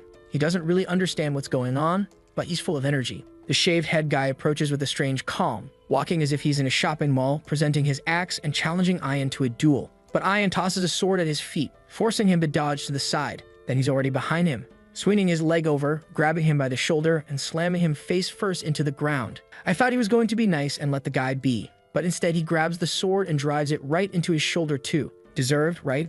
That bastard had been hacking away at poor Celine. The mage from their group calls out to Olmor and immediately starts casting something. Shards of ice come flying toward Ian, but he manages to dodge, and in the middle of the evasive move, he swings his spinning sword, but she manages to block it with her staff. Then another one comes flying in, man, it spins right into her leg. She drops straight down, holding the stump and begs him to stop, but he lands a clean hit. I don't know if he killed her, but her head hit the ground like a rock. Right then, the bathrobe-clad troublemaker asks what technique that Prince of the Axe just used. What a ridiculous, cringeworthy name. She's certain he's using something normal people shouldn't know and demands he explain himself. Ian just tells her to shut up and come at him. Letter number 11 says that from that victory on that day, the person writing the letters learned the taste of victory. From then on, she began to take an interest in him and never imagined she would love him forever. I don't know if Syria is the one writing these letters, because it would be too obvious if it were her. But then again, maybe that's the point. Sometimes the obvious answer is just bait, you know. Next chapter, Delphine keeps pressing him, telling him to stop dodging the question. She says the fighting style he used against Olmor is a Sacred Kingdom technique, Jujutsu style. On top of that, the undetectable axe throw was because of some kind of sword circle. That's something Syria once explained as motion and stillness, a state where movement and stillness become one, where it looks like you're standing still, but you're actually moving, which doesn't make sense at all, right? Ian naturally asks how something like that is even possible, but Delphine explains that it's a difficult technique to grasp yet extremely powerful. At that moment, Ian wonders where this memory of his comes from. He doesn't remember ever experiencing something like that. He just tells her she must be mistaken. He has no idea what she's talking about. But she draws her sword right away, saying he clearly doesn't want to reveal where he learned it, so she'll just have to force it out of him. She rushes forward with a relentless series of attacks, and now his courage is running dry. Her blade nearly slices his neck. She keeps mocking him, calling him a coward who only runs away. He stumbles clumsily, drops his sword. Oh, but at the same time, he tosses it. She dodges it, but then, wait, what? The thing comes spinning back like a boomerang from behind while he charges in with his axe. Delphine counters with a technique like a lion's claw, carving numerous slashes in every direction. She tells him he's delusional if he thinks he can beat her. He just keeps smiling like a madman, while she's trying to figure out how he dodged her attack. That technique sends out countless feints, so normally people can't avoid the real strikes. She reactivates her aura and says, fine, then. She'll just keep attacking. Ian keeps dodging and she's still trying to understand how. Then he's suddenly backed up against a tree, and she knows there's no way for him to escape. At that moment, Ian remembers how people who saw him fight while possessed by that spirit said it looked like he was bending space, like he was using topology magic in the middle of swordplay. Combining that with the so-called stillness movement, he decides to try something and hurls his axe. She blocks it and asks if he's so desperate that he's throwing away his own weapon. But as he moves in toward the attack, he thinks to himself that he doesn't have the talent to transform his body like that magical beast. Even so, he still had something else. One moment he's seeing the entire terrain around him, and it's like he slips right into her attack as if it's nothing. She tries to act calm, saying it's fine since he doesn't have a weapon. But he leans into her ear and asks if she wants to die right there. With the blade in her neck, she raises her hands and admits that this time she's lost. Embarrassed, she starts putting her sword away, saying she never imagined she'd lose to someone like him, only for him to cut her off mid-sentence by stabbing her, telling her that in this world, only the strongest survive. Well, Delphine, looks like you're done for, because he pulls the blade out and drives it into her back again. If there's one guy who doesn't mind beating on a woman, it's him. He drags the knife along her back, saying there's something they need to settle. First, she has to apologize to Syria. Delphine doesn't look too willing, but he pulls out the axe and warns her that if she doesn't apologize, she'll die. After taking 2 knife drags to the body, she can tell he's not bluffing. She sighs and says it seems she's been reduced to the miserable position of begging for her life. He replies that it's only necessary if she cares about staying alive. So she swallows her pride, turns to Syria, and apologizes for humiliating her and stealing her kills. Shegan confesses it was her who spread those rumors at school and made everyone bully her. Then she turns back to Ian and asks if that's good enough. With the axe still at her neck, she says she was honest, so he better not pull the whole "you weren't sincere" act. But he tells her he was never interested in that from the start. He just wanted to make sure she understood what would happen if she got in his way. She says she understands perfectly, though personally,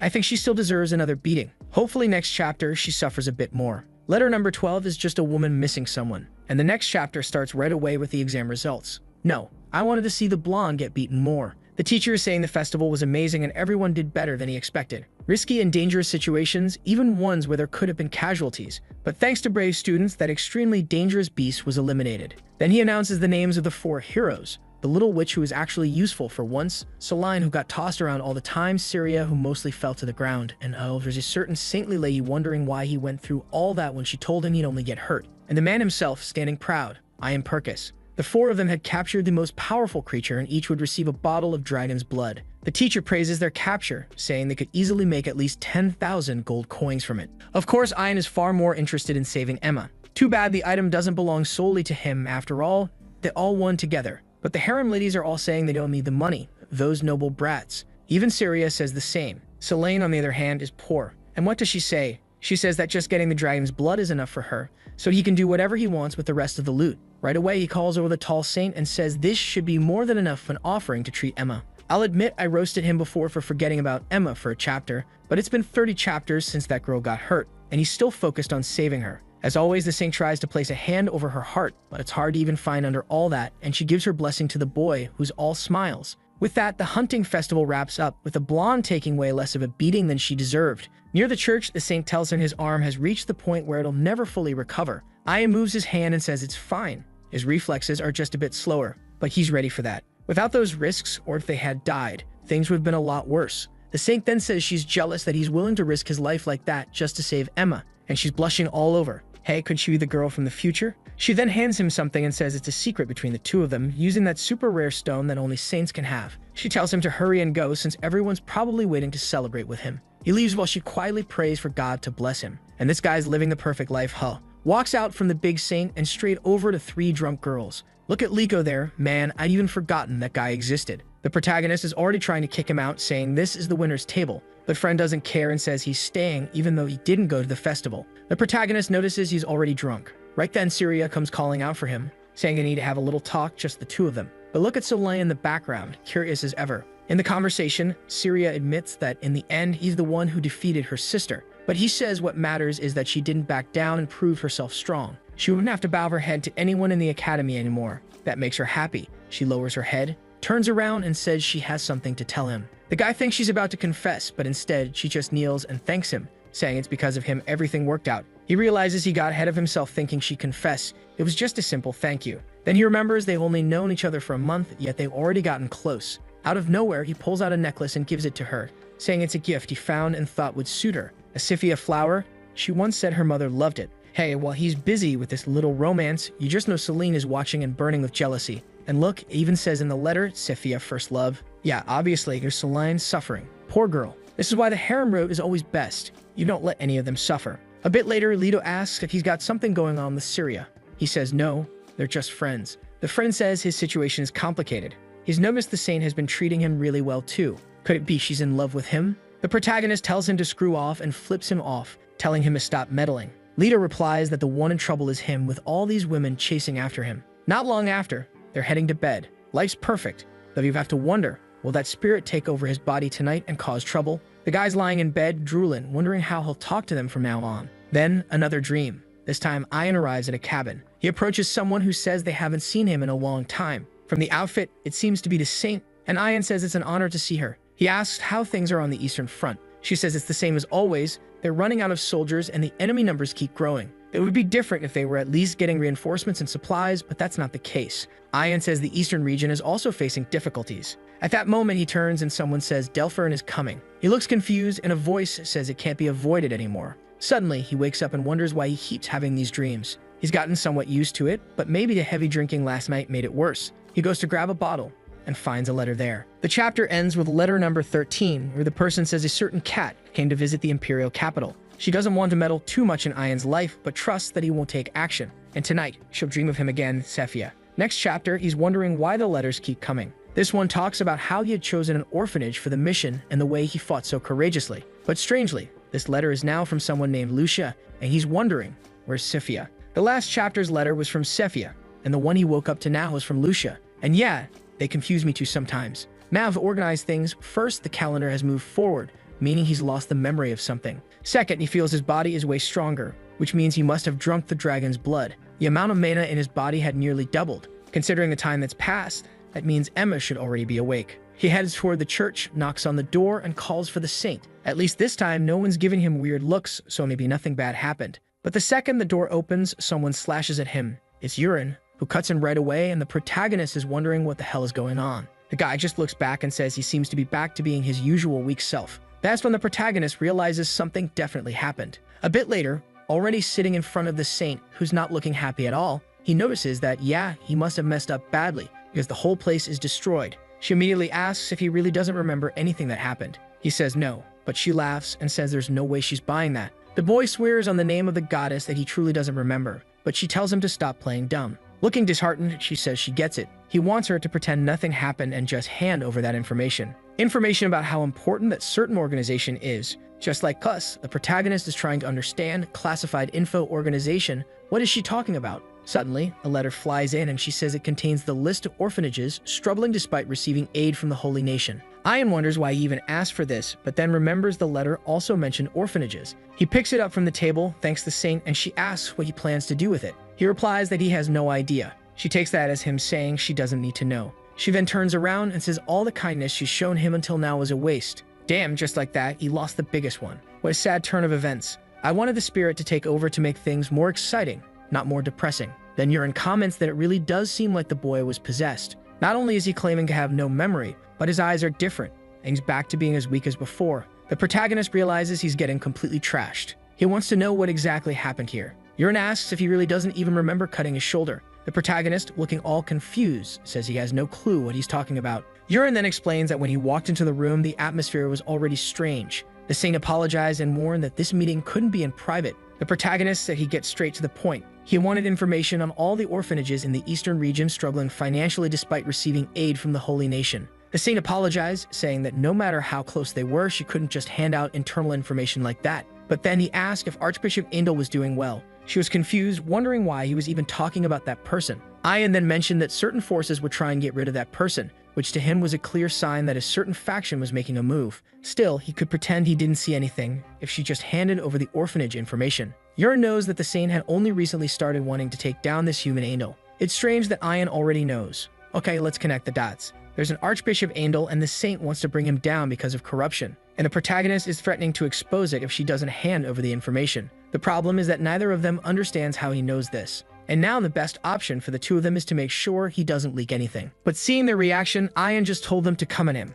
Right away, Yurin rushed in to slash him, but the protagonist simply dropped the teacup and disappeared right in front of him. In the next instant, Ian was already at his side and landed a cut that threw the fool off balance. The protagonist followed up with an axe strike, but Yurin had to block again, and the kid kept the sequence going. The saint shouted Yurin's name and cast a buff on him, which immediately let him stand up to Ian. Yurin warns the boy he can't win, but then Ian runs a string of cuts across his shoulder. Once again, it's that thing with distorting space, and suddenly, the axe bite sinks into Yurin's arm. Somehow, Ian was using the sword circle, and the kid was brutal. The guy has the axe buried in one shoulder, and Ian drives the sword into the other. Obviously, Yurin knew he couldn't fight like that. Then the saint tried to punch our boy. Beautiful move. But he clearly didn't care. He just hopped aside and gave her a light tap on the arm. Yurin wonders why this kid isn't surprised to see her using jujutsu techniques. Ian just fixes her with a stare, hooks his foot in front of her leg, and the girl goes down. Whoa, looks like the shock absorber landed on the wrong side. Now I notice Yurin is pinned to the wall, calling out to her and asking how Ian has the nerve to do something like that to the saint. The protagonist just asks if he really wants to take more of a beating to shut his mouth. Then the saint asks who he is and why he's doing this. The boy suddenly decides it's time to farm aura. He goes over, sits in the chair, and says he is Ian Purkis. Of course, she says that much is obvious, but she wants to know exactly who he is. And Yurin comments that the techniques he was using are only normal in the Holy Nation. He also noticed Ian used the sword circle with that axe. Neither technique is something anyone from this academy should know. The saint says Yurin is right. It's better if Ian is honest. Did she have enough power to make the noble politicians have him killed? Hey now, saint, don't threaten my boy. He traced a little finger through the air and wrote dragon across her back. The name of the technique was Blood Dragon Script, something only members of the imperial family should possess. And Yurin is trying to connect the pieces and figure out how Ian has this ability. At the very least, it means he has some connection with the Empire, which is extremely dangerous. Then Ian calls to the saint and says this would be easier if she would just hand over the information. She answers that it makes no sense for him to say that after breaking her arm and skewering the night, but he asks if she wants things to be different. If she's interested, he can burn this whole place down in an instant. The outcome here has already been decided, so she needs to stop crying and obey. Now, finally, the little saint trembles and says that in exchange for her handing over the information, he also can't let the business about the archbishop leak. He says fine, walks over to Yurin, pulls out the axe, and pulls out the sword. Brutal. He glances at the saint, who feels humiliated. Then he leaves, saying they should have obeyed and not resisted. Back in the present, Ian wonders why someone who possessed the sacred dragon technique and the imperial family's power was possessing his body. He was just some random kid. Yurin then tells the boy not to worry too much. Even though he was weaker than that other version, he was more interesting and a better person to be around. Then he waves goodbye, asking him please not to be possessed again. The plan now is to clean up the mess the possession caused. On top of that, he still needs to deal with this mission about the orphanage. First, it was time to check the mission board. When he got there, everyone looked hesitant. Obviously, depending on the mission you accept, you get more or fewer points. He never cared about grades, so he never bothered to pick missions before. But now he was there looking for a mission involving an orphanage in the east. That's when he found one for the Guilford Children's Home. The mission was to look around, kill some creatures, and receive 25 gold coins. The difficulty was low or mediocre. In theory, it sounded simple, like exterminating some weak monsters. But if it showed up in his dreams, simple was definitely not what it would be. It would have been great if he could call the same team from the hunting festival. But second-year students aren't allowed to take missions, so Selene and Syria couldn't join. Elsie, however, was a third year, so she could. Now he just needed a few more people. Yurin would have been good, but he was always busy guarding the saint. The problem was that he had at most a week to get this started, so he needed to decide on the members soon. I want to know what happened between him and the girls. I'm sure the spirit didn't just cause a little mess. Out of nowhere, someone grabbed his arm and started pulling him along. It was Lido, who shoved him against the wall and started looking him over. Then he gave a thumbs up and said the Ian he knew was back. He was already sure the guy was going to say again that he lost his memories and was possessed. Our protagonist, however, went straight to the point. He wanted to know what he'd done this time. Lido said he'd spoken with that version, the future version of him who had taken control of his body. Then we see a bit of Lido asking who he is, and he answers that he's Ian Purkis.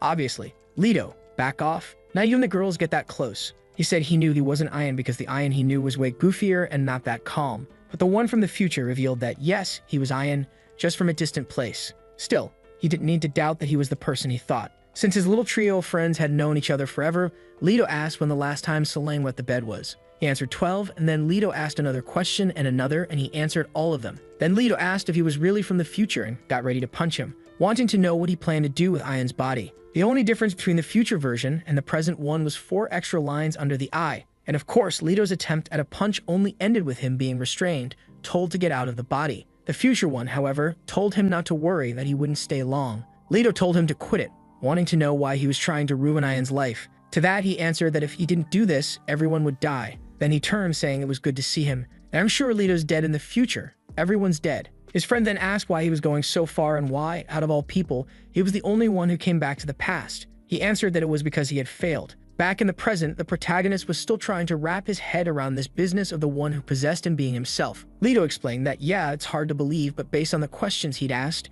it seemed more logical. The obvious problem, of course, was the time paradox. Let's say you started a fire today and burned everything. The future one, who's dealing with a great disaster, comes back to the past and puts out the fire. Now that future no longer exists, so where would he return to? The protagonist says that he should return to the original future, you know, the one where everything went wrong. However, that would make the future Ian a completely different person from who he is now. They would have different futures and different outlooks on life, even if part of their past was the same. The confused protagonist says that when he reads the letters, they talk about a future with a wonderful wife. There's nothing about humanity coming to an end. Lido then says that maybe the letter from the future is already from a changed future. That made things complicated. It was possible that the letter came from a different future than the one the person possessing him appeared from. Now Ian is trying to figure out if all the letters could be coming from different people. At that moment, Lido says that lastly, he saw the future version heading to the forest. He didn't hear any rumors, but he's sure he did something there. Thinking about the forest makes Ian remember Emma, so he asks where she is. Lido says that honestly, he really doesn't remember anything.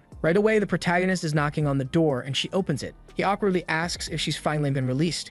She says of course yes and tells him to come in. Feeling a little awkward, he says he's been very busy and ended up not coming to see her after she woke up. She, however, asks if he's gone crazy. He already talked. He'd been saying all sorts of weird stuff with a wild look in his eyes, talking about thanking the future version of himself. She didn't understand a thing.